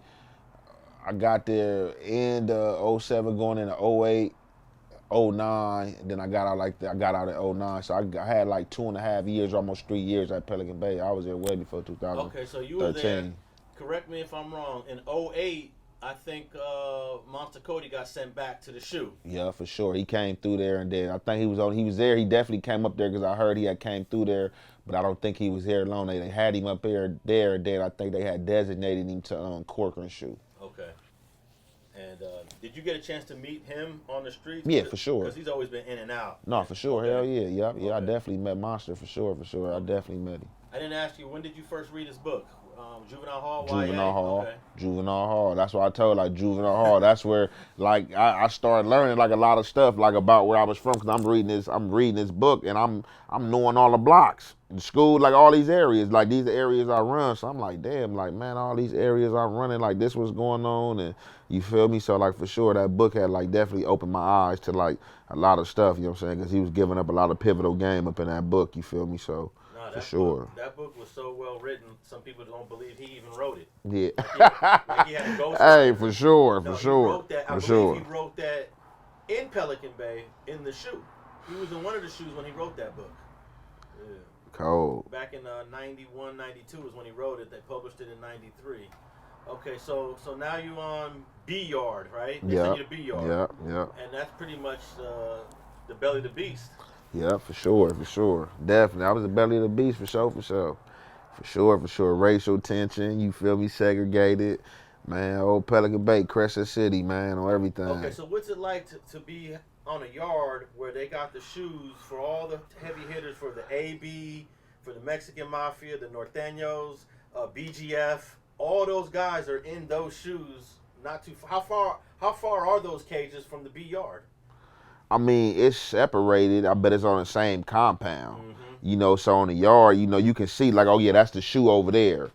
But I mean, they can't get at you or call to you because, you know, they got that isolated, you feel me? But it's like, so it's like a situation. You can see it from your building if you in certain buildings, or see it from the yard type situation. Other than that, you know, however, you know, the line of communication is going, whether it's through kites or, you know, outside communication or, you know, guard or whatever, you feel me? That's, you know, that's how it's going. All right, so how long did you have to stay there? Like I said, I did like almost three, and then paroled up there, you know what I'm saying? A little few incidents. I think like when I was there, we had like a little melee. Well, we had two little melees. One little melee was an ongoing situation with the white boys, you feel me? Like every time the homies kept coming off lockdown, the homies was getting off on them and stuff, you know what I'm saying? Because pertaining to the last situation, people was feeling played. Oh man, I got stabbed this situation, I gotta get my get back. And then we also had like a little situation to where at that time, like I think it was like a no-fly zone for like for the Hoovers, you know what I'm saying? Because some stuff had took place on that yard with this dude named Scrap from 107, you know what I'm saying? He had did some stuff like, and that kind of like made it bad on the yard for the Hoovers at that time. So like every Hoovers that was like kind of like coming on that yard, if they did come on that yard, like, you know, the homies had to like take off on them. It was like a green light on them. Damn, and they're the homies though, right? At that time, like in that settings, like yeah, it was like see what you gotta understand. So, like in there, you know, the Hoovers like their own entity. You know, they push criminals. You know, Eight Tray Gangsters, like regardless of the fact, you know, we Crips. So you know, we fall up under that Crip umbrella. You know, so the homie who had the yard at that time, you know, that's how he was pushing. You feel me? Like man, you know, we Crips and you know, the Hoovers. You know what I'm saying? The Hoovers, the scrap dude per se.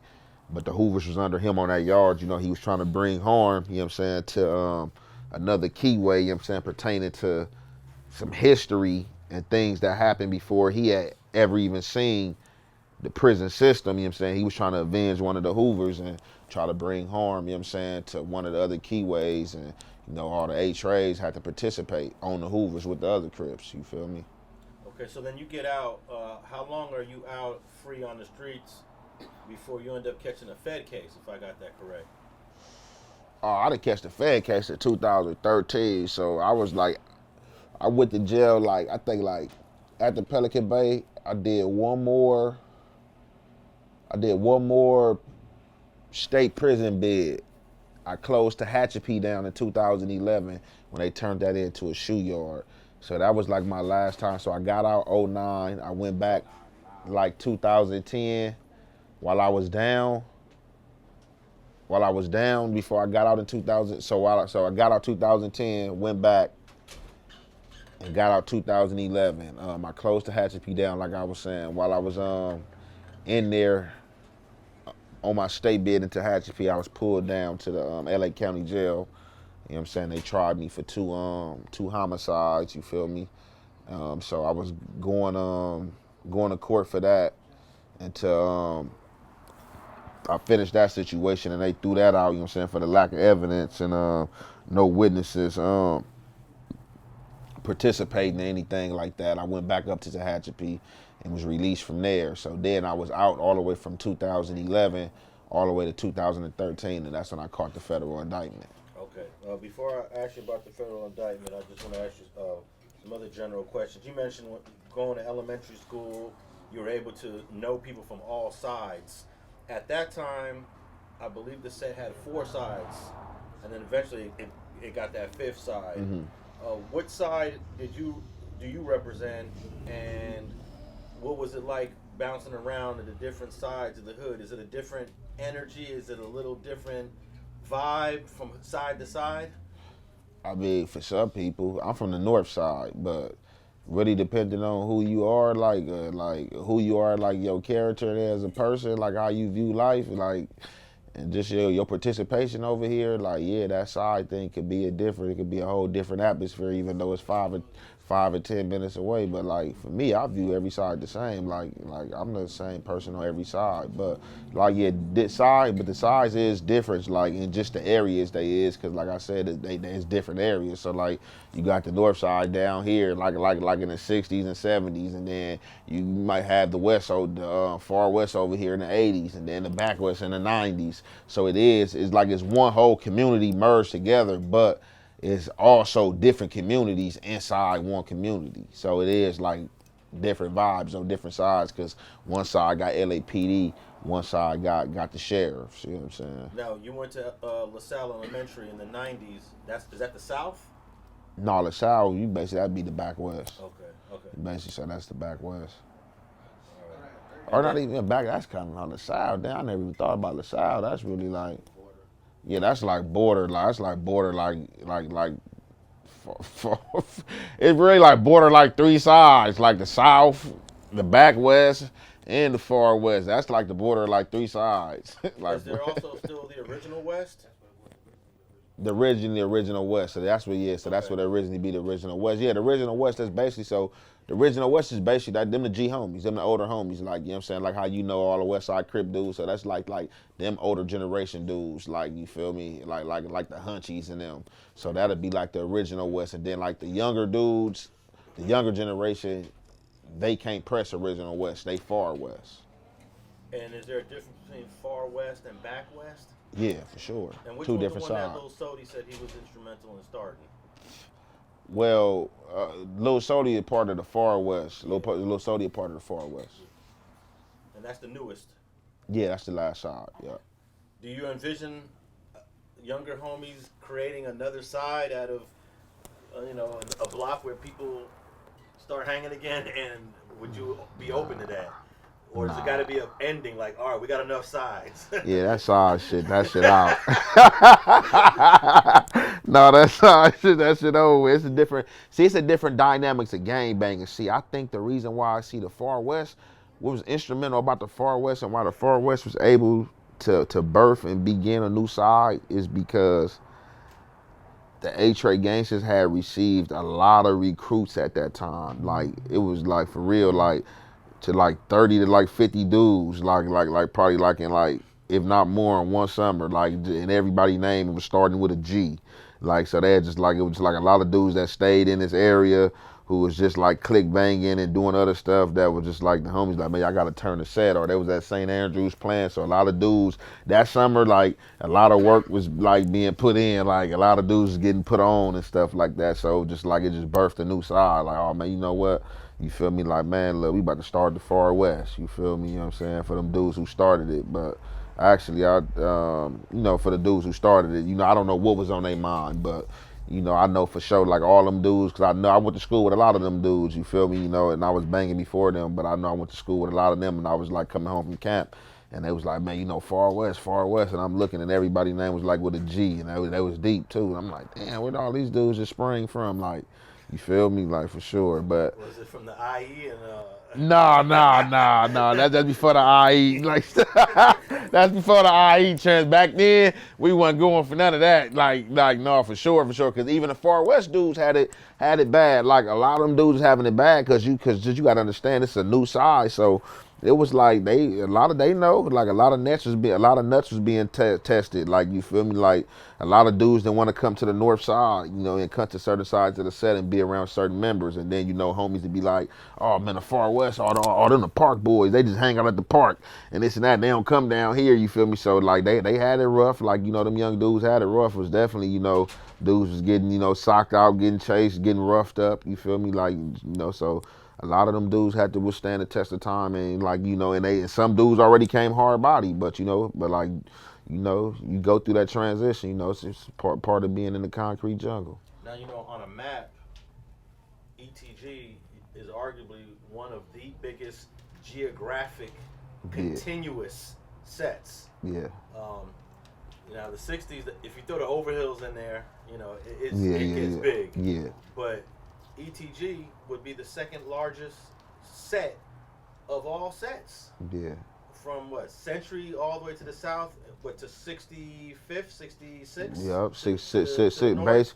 Yeah, you know, we like to say gauge for real. Like, basically, you know, so I'm gonna say this. So, during the times like when we was like beefing with the brims, like I think, you know, that gauge line was like separated brim from Eight Tray Gangsters. But like during the times that we ain't been beefing with them, you know, a lot of our homies who stayed down there, because that's the north side, a lot of our homies who stayed down there, you know, have moved from down there. Families moved out, don't stay down there no more, and it allowed the brims, you know, some did stay on that side, some didn't, you know, come across gauge, and you know, they was on them blocks down there, and being that the homies wasn't over there, you know, they started little cliques over there in the area, so they be trying to, like, you know, they got like the 6'4" brim clique, but like, you know, geographically, you know, that's really the hood, you feel me? But being that, you know, it wasn't like no beef with them, or we wasn't tripping with them, or we wasn't down there, you feel me? That was able to happen. But like, you know what I'm saying? It's like naturally to say, you can say like, yeah, gauge, shit, 64th, like, you know, from there, you know what I'm saying? It's supposed to. I said Century, but I don't want to disrespect the 99 Mafias because they got that last block. That's their hood, but you know, the back west of our hood started on 98th and Normandy. But see, you gotta understand, like, that's they block. They down there, but they always been down there with the homies, you feel me? Like, you know, they always been, like, from my understanding, them and the homies always been down there. So it's like, it rightfully can say, like, that's the set too, you feel me? Like, cause like, they always been down there with the homies, you know what I'm saying?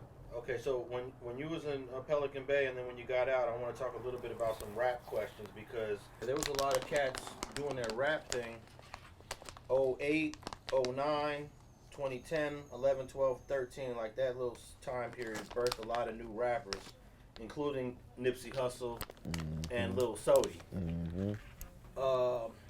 What was you thinking about when you seeing all this? That was the huge rap movement because even J-Rock came out, Glasses Malone, all these LA rappers is coming out between 07 to 2013, that period there. And this is after, like, you could say this is the second movement from Game. Game came out in 04 with his album, kind of brought the West back. And then in 07, 08, 09, all these other dudes, Ty Dolla $ign, J-Rock, Kendrick, Nipsey, Lil Sodi. But there was a bunch of other Eight Trays. I interviewed a few of them that were rapping. August Blue was rapping. Greedy, TG, that's Greedy. Greedy, yeah. What was you thinking about during this period?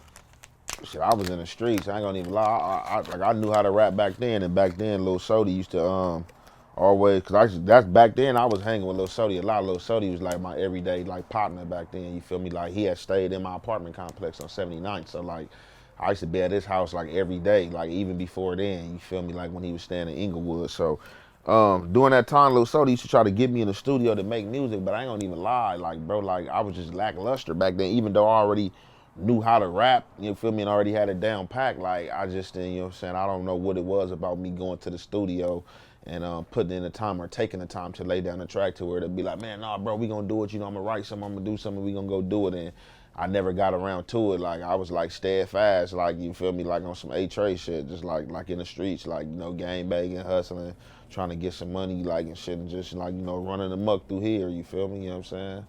But even Lil Sodi, I think he was back and forth to prison twice. But he was rapping, he was getting in the studio to where I wasn't even trying to go do that. You feel me, you know what I'm saying? Like, that's the thing about it. He had that discipline to go to the studio versus me not seeing that, versus me not seeing that, you know what I'm saying, instrumental, you know what I'm saying, view, or, you know what I'm saying, like having that hindsight. Like he seen it, like he was on it early, you know what I'm saying, to me, even though I had that acronym, you know what I'm saying, and I could have been rapping early like them, I was just like, I wasn't tripping about it. Like, I'm like rapping, like, yeah, man, I'm like, I can do it, but I ain't about to go to no studio and trying to do this and that, like even try to see what the process was. Did you have any information on the little beef, I guess, him and Nipsey had? I think they were kind of throwing subliminals at each other in the music, and then maybe back and forth a little bit on Twitter, not too big.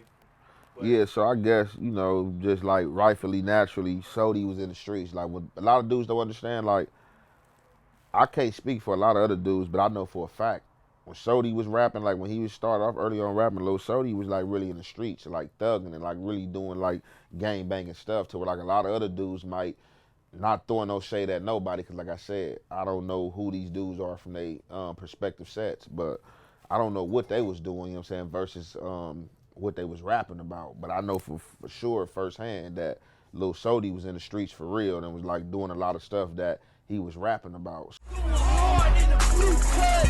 In the 80s going hard.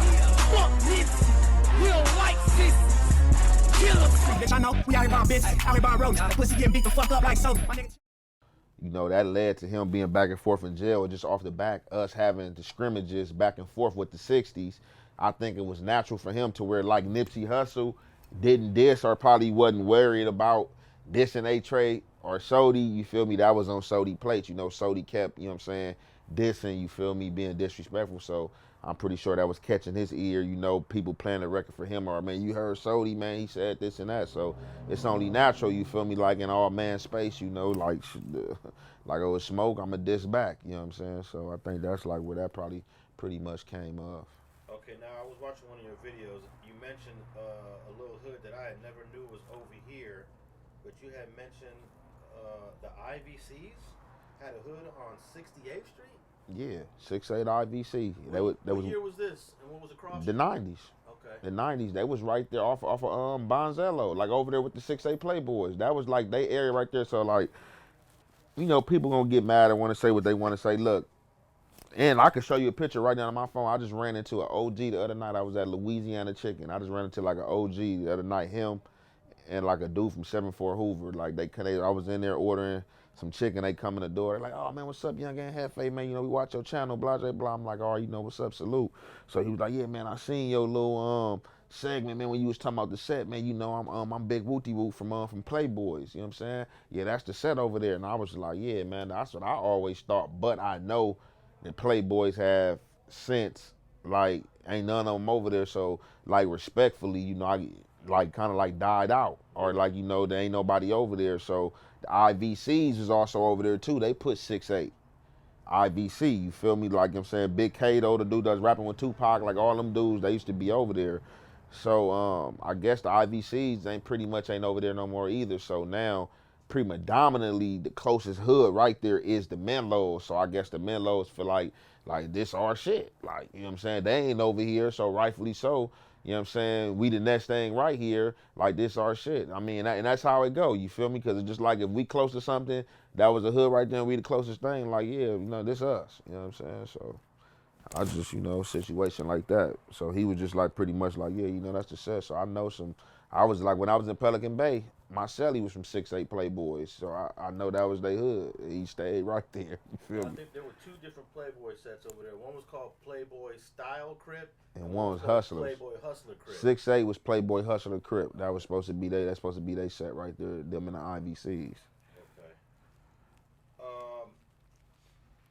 Were you around for the peace march on Slauson between the Eight Trays in the 60s in 2019 when Nipsey got killed? No, I was in the feds. Oh, okay. Yeah, but I was in where I was at. I think I was in Victorville. I was going through transit on my way to Phoenix, Arizona. Okay. Oh, I wanted to ask you also about your Young Ant, which is the Ant 5? Yep, the 5th Ant. Yeah. Okay, so there's no infant. We don't do infants. Okay, y'all don't do infants. Explain why you're not infant ant, but you're young ant. Well, whoever started that trend, I think they just wanted to be different. I just think like the neighborhoods and all the other Crip sets was doing infants, and I just kind of think like the Eight Trays, you feel me? All, you know, we always a hood that like to set our own monotone. So I kind of think like that was just like the Eight Trays being indifferent. Like, oh yeah, okay, everybody else doing infants, we doing young. Like our 5th ain't no infant, we doing young, and then newborn. You know what I'm saying? So and so. But y'all do newborn. We do newborn. Okay. Newborn is after young. Okay. All right.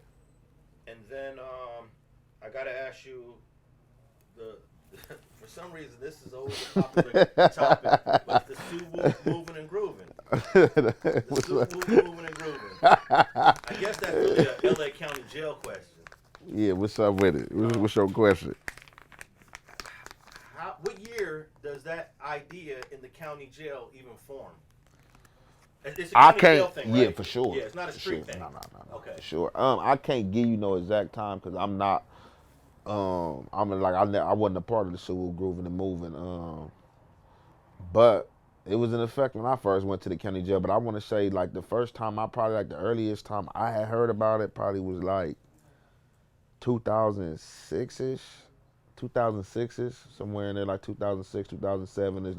That's the earliest if I heard about it, you feel me? I don't know if it was earlier than that, but that's the earliest part I heard about it, for sure. But so I know like when I went to the county jail, when I first finally got to experience county jail, and I went in there, and like I ran into some dudes, because who the first dude I ran into a few dudes. The first dude I think I ran into was a dude named Lil K Swiss from Mansfield Gangsters, and he was like, yeah, bro, what's up? Ooh, like, yeah, came to my cell, like, man, hey, Anna here from Eight Tray. I hop off the bunk, like, yeah, what's up? Ooh, he like, man, bro, I'm Lil K Swiss from Mansfield, bro. You know, some homies down there, you know, from Wooty Woo, you know what I'm saying? You know, we SMG. I'm like, what's that?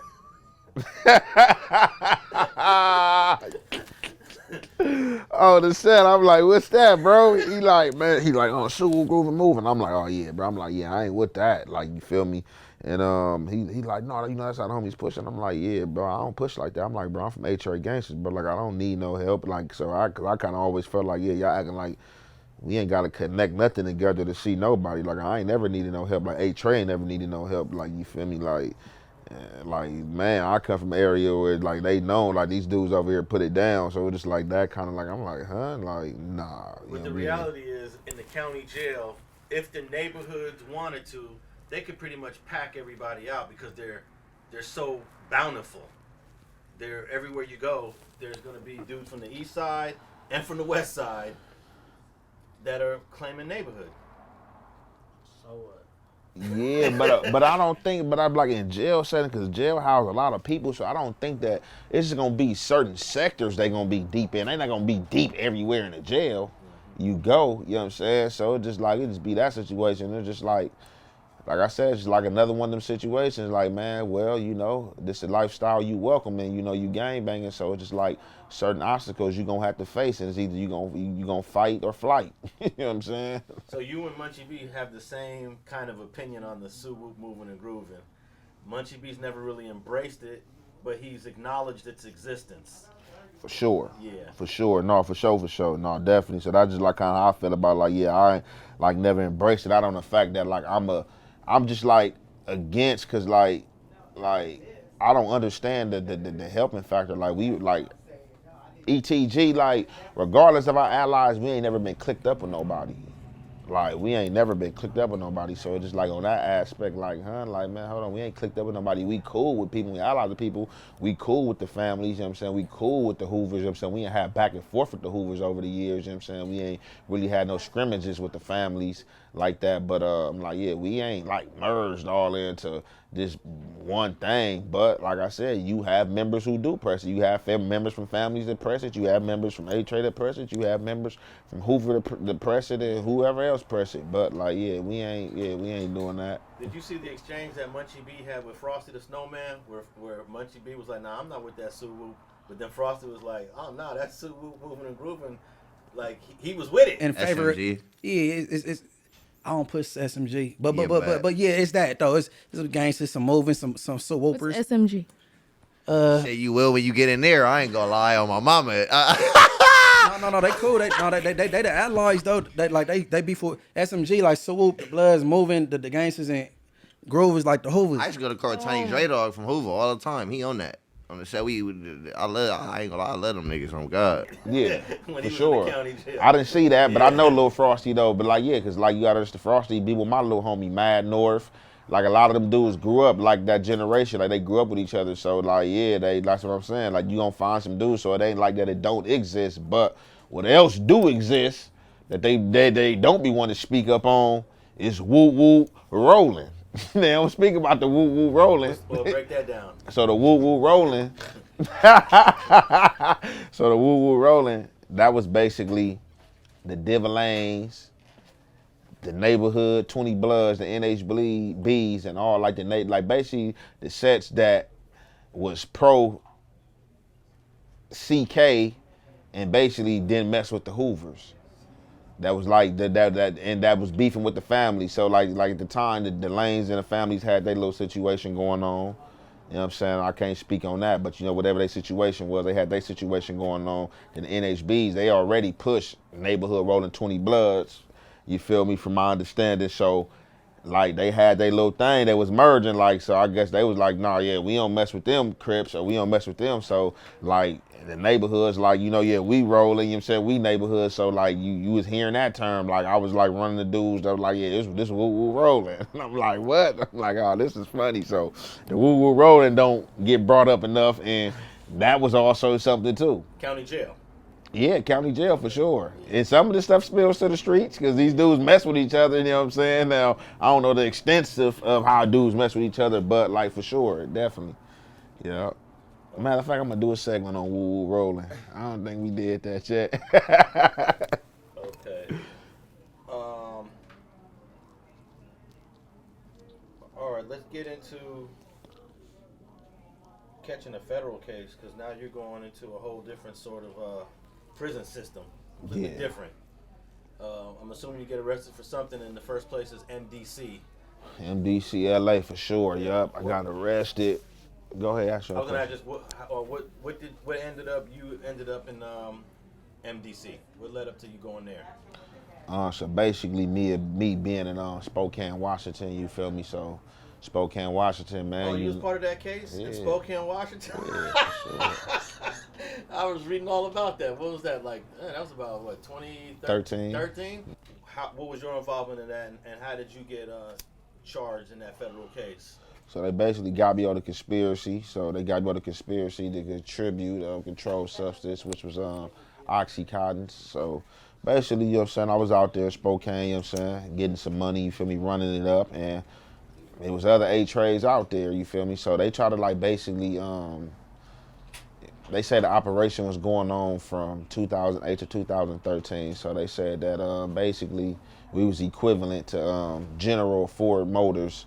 So we had the CCE on the indictment and everything. So yeah, they made it equivalent to Ford General Motors. They had it set up as if you had to see the CEO, you're saying the general manager, the lower level salesmen, you're saying the runners and stuff like that. So they merged it and made it one big 8-tray federal indictment out of Spokane to a degree / LA, you know what I'm saying, and stuff like that. So, you know, I believe I wasn't a part of no indictment, and if I knew what I had knew back then, you know, I would have challenged it, because, you know, was I out there selling Oxycontins? Like, yeah, but I wasn't like selling Oxycontins to gang proceed for no Eight Tray Gangsters, nor was I on this big ass indictment that y'all merged, because although I know these people, like, yeah, we off from Eight Tray Gangsters, I can show that a lot of these people I wasn't kicking it with. I wasn't with these people, you know what I'm saying? Some of these people I didn't even speak to, but you got me on an indictment with these people talking about this is just one big Eight Tray Gangster indictment. So, you know what I'm saying? Like, yeah, so that was the situation of that. You know what was the total number of named people on that indictment? 62. How many were LA people and how many were Spokane people? Man, probably like only like 10 probably was like Spokane people, bro. I don't know, more than 15, like probably like 45 was like Eight Tray and LA people, like runners / you know, Eight Tray affiliates and Eight Trays. And what is the deal with Oxycontin? I thought it was a legal pharmaceutical drug. That's the thing, you feel me? But you know how I go, the corporation, you know how America operates, you feel me? Like, you know. Is it just me? Because I think if it's a legal drug, how do you go to jail for selling a drug that's already legal? And furthermore, it should have been a state case, exactly, because and then like when we went to jail, what they try to do, somebody try to file a lawsuit on the maker of Oxycontin, and you know the maker of Oxycontin, they gave themselves like a $80 million bonus, you know, but they mad at us because we out here on the street level selling it. You know, this is something that's over the counter, like, so I don't even understand it on this level. This is something over the counter drug, but you know what it was? It was a political game, because you got a lot of black males, you know, out here in Spokane, Washington, you know, which is predominantly, you know what I'm saying, white, but a lot of mixed kids. But the white kids are the main suspects that are on these Oxycontins. You know what I'm saying? So they're the ones, you know, ODing. They're the ones crashing out. They're the ones dying. So, you know, they look at all you gang members. You know, we can't have this. You know how I go. Yeah. You know how I go, corporate America. You know how they play. So it was like $20 a pill back then. I mean, that's like the lowest. I mean, you really can like shit get the milligram you wanted for them things. Like shit, really could have got $30 a pill type shit. You feel me? But did your really paperwork ever show how the hell the feds found out in the first place? So, man, informant, Eight Tray informant. You know what I'm saying? Informant got caught up on something and, you know, gave up the goods on everybody else. You feel me? To save their ass. Yeah, that's how it usually goes.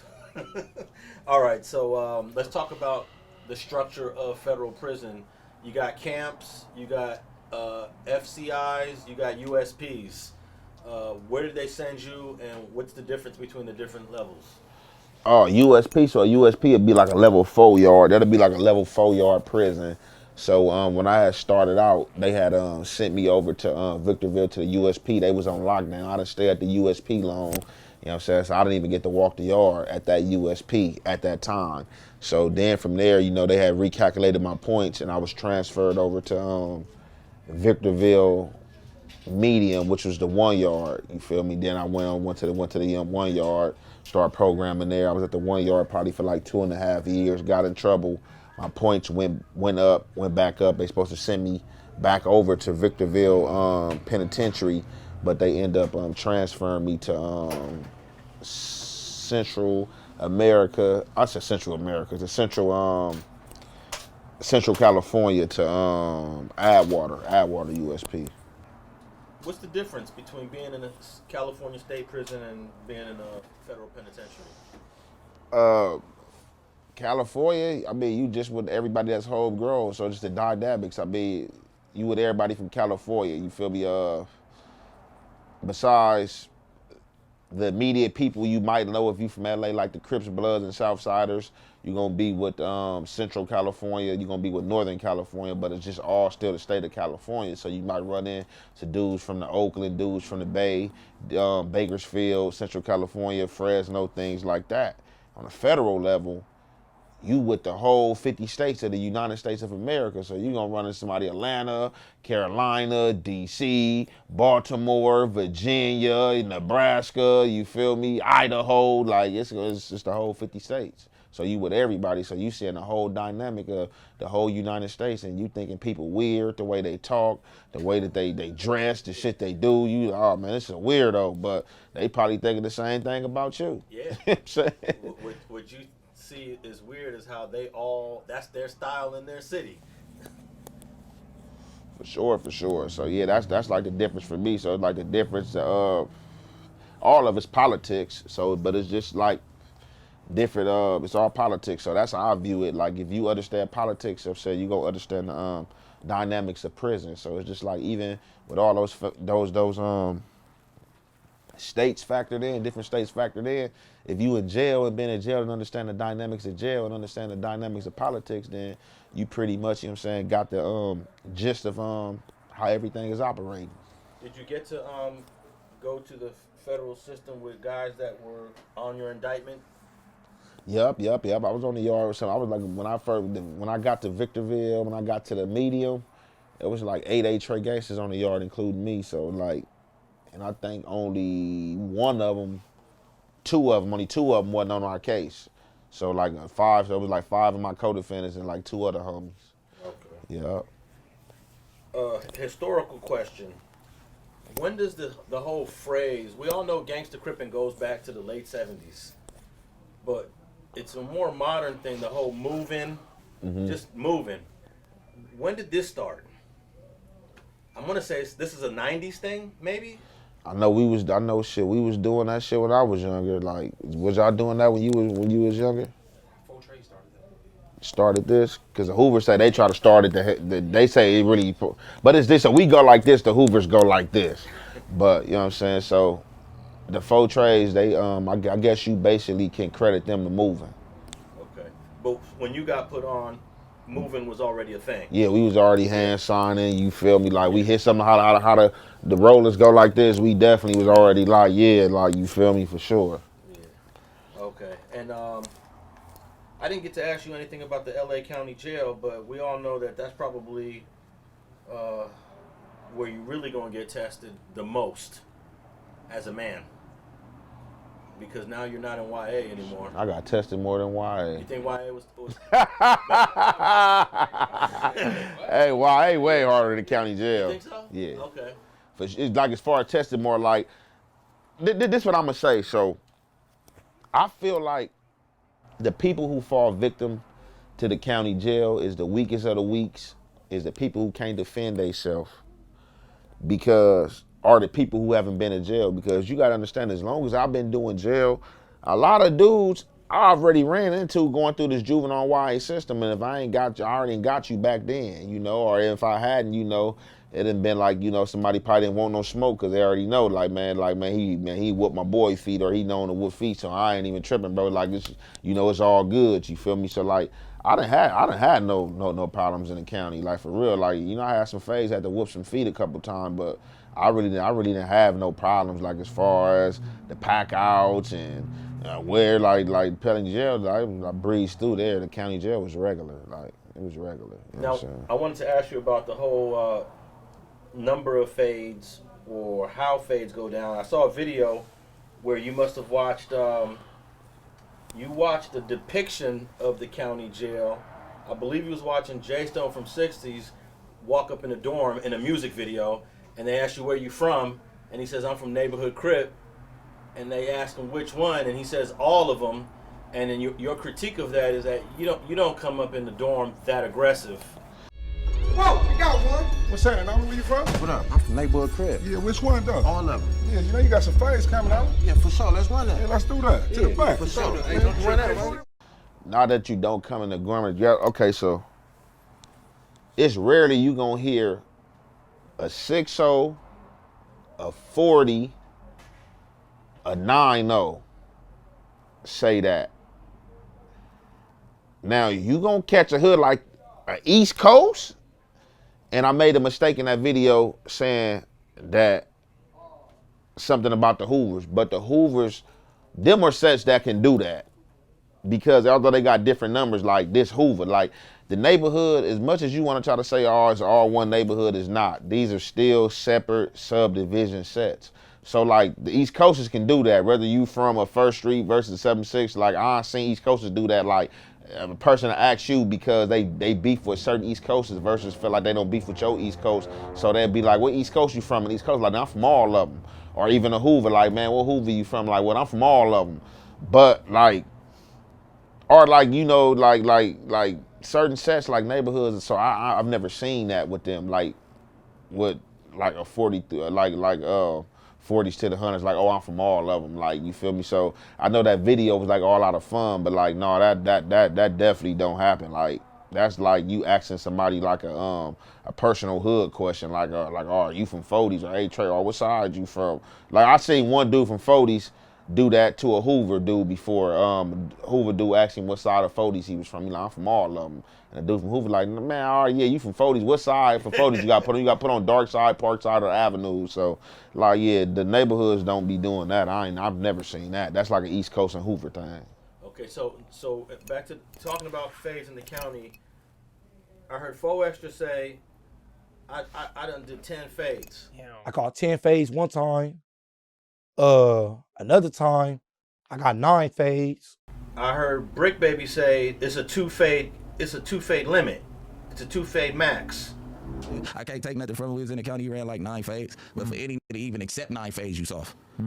Wait, what? Tell me I got 9 fades. I'm beating the shit out of somebody in that motherfucker. Nigga, all by the bars, head to the bars, all that. I'm dragging that one nigga and beating the shit out of y'all. Might as well pack me up. It's gonna feel better than 9 back to back to back to back. Y'all can't all hit me. But don't it got to do with how many ops you got? It ain't even that. It's a 2 fade. Listen. It's a 2 fade minimum, right? When you jump into the door, you got 2 fades. You can do that. Any nigga try to run you 9 fades and you go for it, I'm going live. I'm not running 9 fades. So as soon as you get to talking like that, we finna squabble right here to the police coming. I'm squabbling all you. I've heard Frosty, the snowman from Minglewood, say he ran multiple fades and actually Brick Baby confirmed it. Brick Baby said, I think Frosty ran like 9 fades. So it doesn't seem like there is everyone's talking about different rules in terms of the number of fades you got to take. Is there a limit, a max? Will you run 10 fades in the county jail if you get called out 10 times? It's not about to happen. Ain't nobody about to run me no 10 fades, and I'm not going in there, and I'm real confident in my squabble. Like, yeah, like I ain't like any of my enemies I got in went from juvenile hall to being a grown up. I ain't took no L, and I'm not going to no dorm talking about, hey, yeah, how many of us y'all in here? Yeah, give me all of them. Cause if you come in a dorm, my man, like that, like I said, we gonna throw the wrench, the kitchen sink, everything at you. Like you come in there aggressive like that. Like first and foremost, we gonna the squabblers. We about to hop out there. We about to see what this about. And if you coming in there like powerhouse like that, to where like you beating another powerhouse squabbler, then you about to get packed out because your aggression. Like yeah, you feel me? Like that's yeah.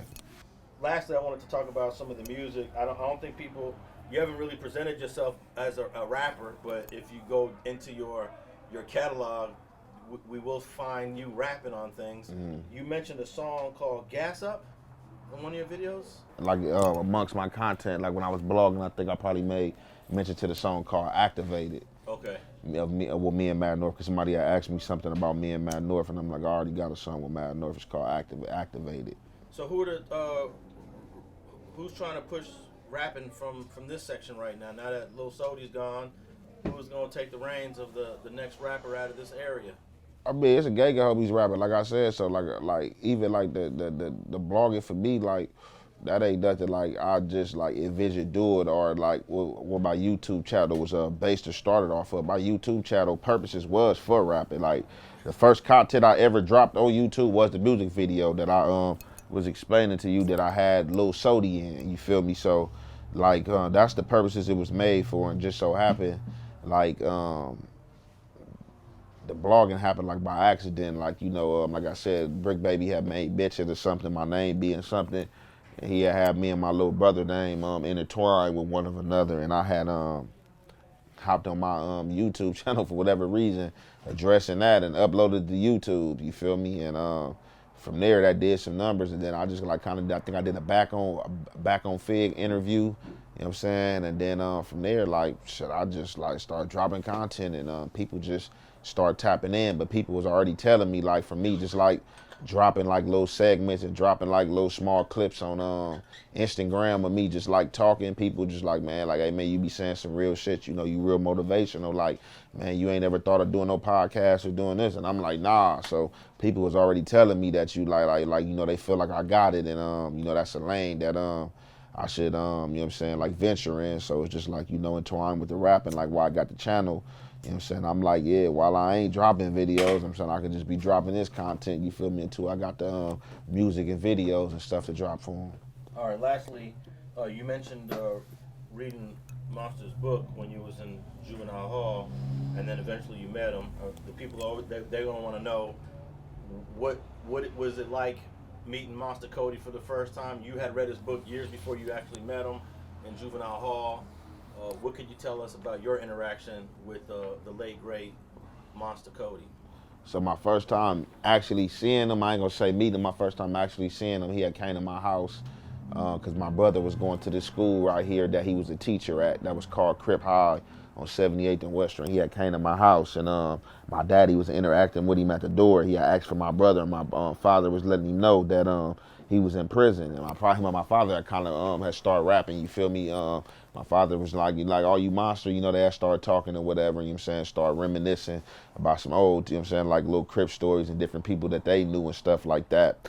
And, you know, my father was just kind of, you know, giving him his flowers and stuff like that, and was letting him know, you know, it was nice to meet him and stuff like that. And he had gave my father some money for my brother, you know what I'm saying, while he was in CYA. So that was my first time seeing, like, oh man, like, damn, that's Monster Kody, you feel me? And then when I read the book after that, it was like, you feel me? So that was either furthermore, like, oh damn, you know, man, I got to even, you know, I was there, you know, he seen me, you know, I got to meet Monster, you feel me? And, you know, stuff like that. So that was my first interaction with him. And then the second time I got to interact with him was 2006. I ain't gonna say it was my second time. I got to interact with him like several times through 2006. You feel me? He was staying on 98th and Normandy. You feel me? Like 2 houses from the corner. You feel me? So I pulled up on him on a few times. You know what I'm saying? With stuff that got instrumental. He was a help with certain things. And then my last conversation with him in person. We was on 93rd and Butler. You feel me? One night my brother was on the run for a bank robbery. You know what I'm saying? We was chopping it up with him and stuff like that. You feel me? And then when I was just on this federal bitch, we had like a few letters, you know what I'm saying, through each other. He was asking about me, wrote the house and stuff like that. And then, he passed away, so. Yeah, I got a freestyle rap that he did on the channel that was posted years ago. And for an older guy, the guy had some hell of a bars. If you read the reaction to the video, people like this old dude rap better than the young guys do. Yeah. I think I heard one of his little raps. He got the little rhyme, little scheme for show. I heard somebody posted a little rap from him a few years ago and shit. Yeah, but he for sure though. But I mean, he definitely could have did a lot of stuff, man. You feel me? Like, but I said, that's just like stuff we got to be disciplined. You feel me? But he definitely could have did way more and been more instrumental than he actually was. You feel me? But all that matters. Shit, he lived his life how he wanted to live. Shit, as long as he was okay with it, at the end of the day, shit, it don't matter what nobody else thinks. Shit. I heard you criticizing someone that was talking ill of the dead. Whack 100. Whack 100. You found an interview where they called him, I think he's a dope fiend or a crackhead. Same thing, same difference. I just feel like, people go through their struggles. People go through their ups and downs. And why are we speaking ill of the dead? For me, that was just like kind of one of those little situations where he was on that Big U wave, riding around with Big U, but you see Big U, he didn't comment on it, and he didn't have to, you feel me? It was just kind of like, you could even see his interview, his face was kind of like, we're like, whoa, bro, you kind of like going wayward, but yeah, that was just kind of crazy for him to hop out there like that, because what you got to understand is, like, you talking about a man who already had a reputation before he started smoking crack. Like, when crack first hit the scene over here, he wasn't smoking crack and on crack. Like, that man was already like grown, and I got out of like a prison term, like doing what crack hit. He was in YA and all that, like him, like if you read this book, him and Big Diamond and all them dudes was in YA. So it was just like he was just crack hit the scene, he turned to a crackhead. Like, shit, the man already had a street reputation that was mythical shit before he even started indulging in crack. So it's like, but in the same aspect though, and in a nutshell, I understood what he was saying on the aspect of this, because I've been in this situation to where the only thing about that interview that made sense where he was like, that's like you having all the accolades you have, you being a reputable, and you ain't never did crack or smoke crack or like never did nothing bullshit. Like, do you think somebody else should be judged in the same light as you? And I'm like, shit, well, like, no, but like as they say, man, it ain't about what you do, it's how you do it. So, that's just one of them situations though. But still, in all, he can't hold no light to him though. You feel me? Like, as far as y'all gangsterism side by side, like, yo, I thought it was impressive that Pretty Boy from Rollin 60s and a couple other 6-0s was at his funeral. Yeah, for sure. 'Cause a lot of them dudes was friends. You feel me? A lot, even through the war, probably like bang, like a lot of them dudes was friends. You feel me? So like, that's how it be going. Like with a lot of them dudes, like them first and second generations, when they pass, a lot of dudes from each other hoods, they definitely be at the funerals for sure. All right, let the people know where they can tap in with you, where they can find you, where they can listen to your music, listen to your commentary. Oh man, you can find me on the gram at Young YOUNG_ANT_Jefe. That's Young Ant Jefe on Instagram. You can find me on YouTube, you know what I'm saying, at Young Ant Jefe, you know what I'm saying, and as well, when that pop up, if you're on YouTube or any streaming sites, you know what I'm saying, Young Ant Jefe, my music gonna pop up. I just dropped a mixtape on Thanksgiving for y'all to enjoy with that meal called Off Normandy. You know what I'm saying? Make sure y'all go ahead and tap in with that, you know what I'm saying, and go ahead and stream them numbers up. Did you collab with anybody on that mixtape? All the like 12 songs on there. I think I got 3 collabs on there, and all collabs are people from Eight Tray, you feel me, off Normandy. My homie little bro, Lil Saint, the little bro D3 the Gas Man, and then my little bro Tiny Gunslinger, you feel me? Like I collab with all 3, like, so all them, like it's off Normandy, so like all 3 collabs is from them, you know what I'm saying? For sure. All right, man. I want to I appreciate you inviting me into your private, personal space here, and it was an honor to come back and touch down in the section and to see some of the OGs that I've been knowing for the last 20, 30 years. And that's a wrap. No, for sure, and I appreciate you having me. You know, we finally, we missed each other a few times. We finally got it in there. You know, this was must do. You feel me? So you know what I'm saying. Salute on your behalf as well. For sure, for sure. All righty, and that's a wrap. And we want to plug this refrigerator in ASAP.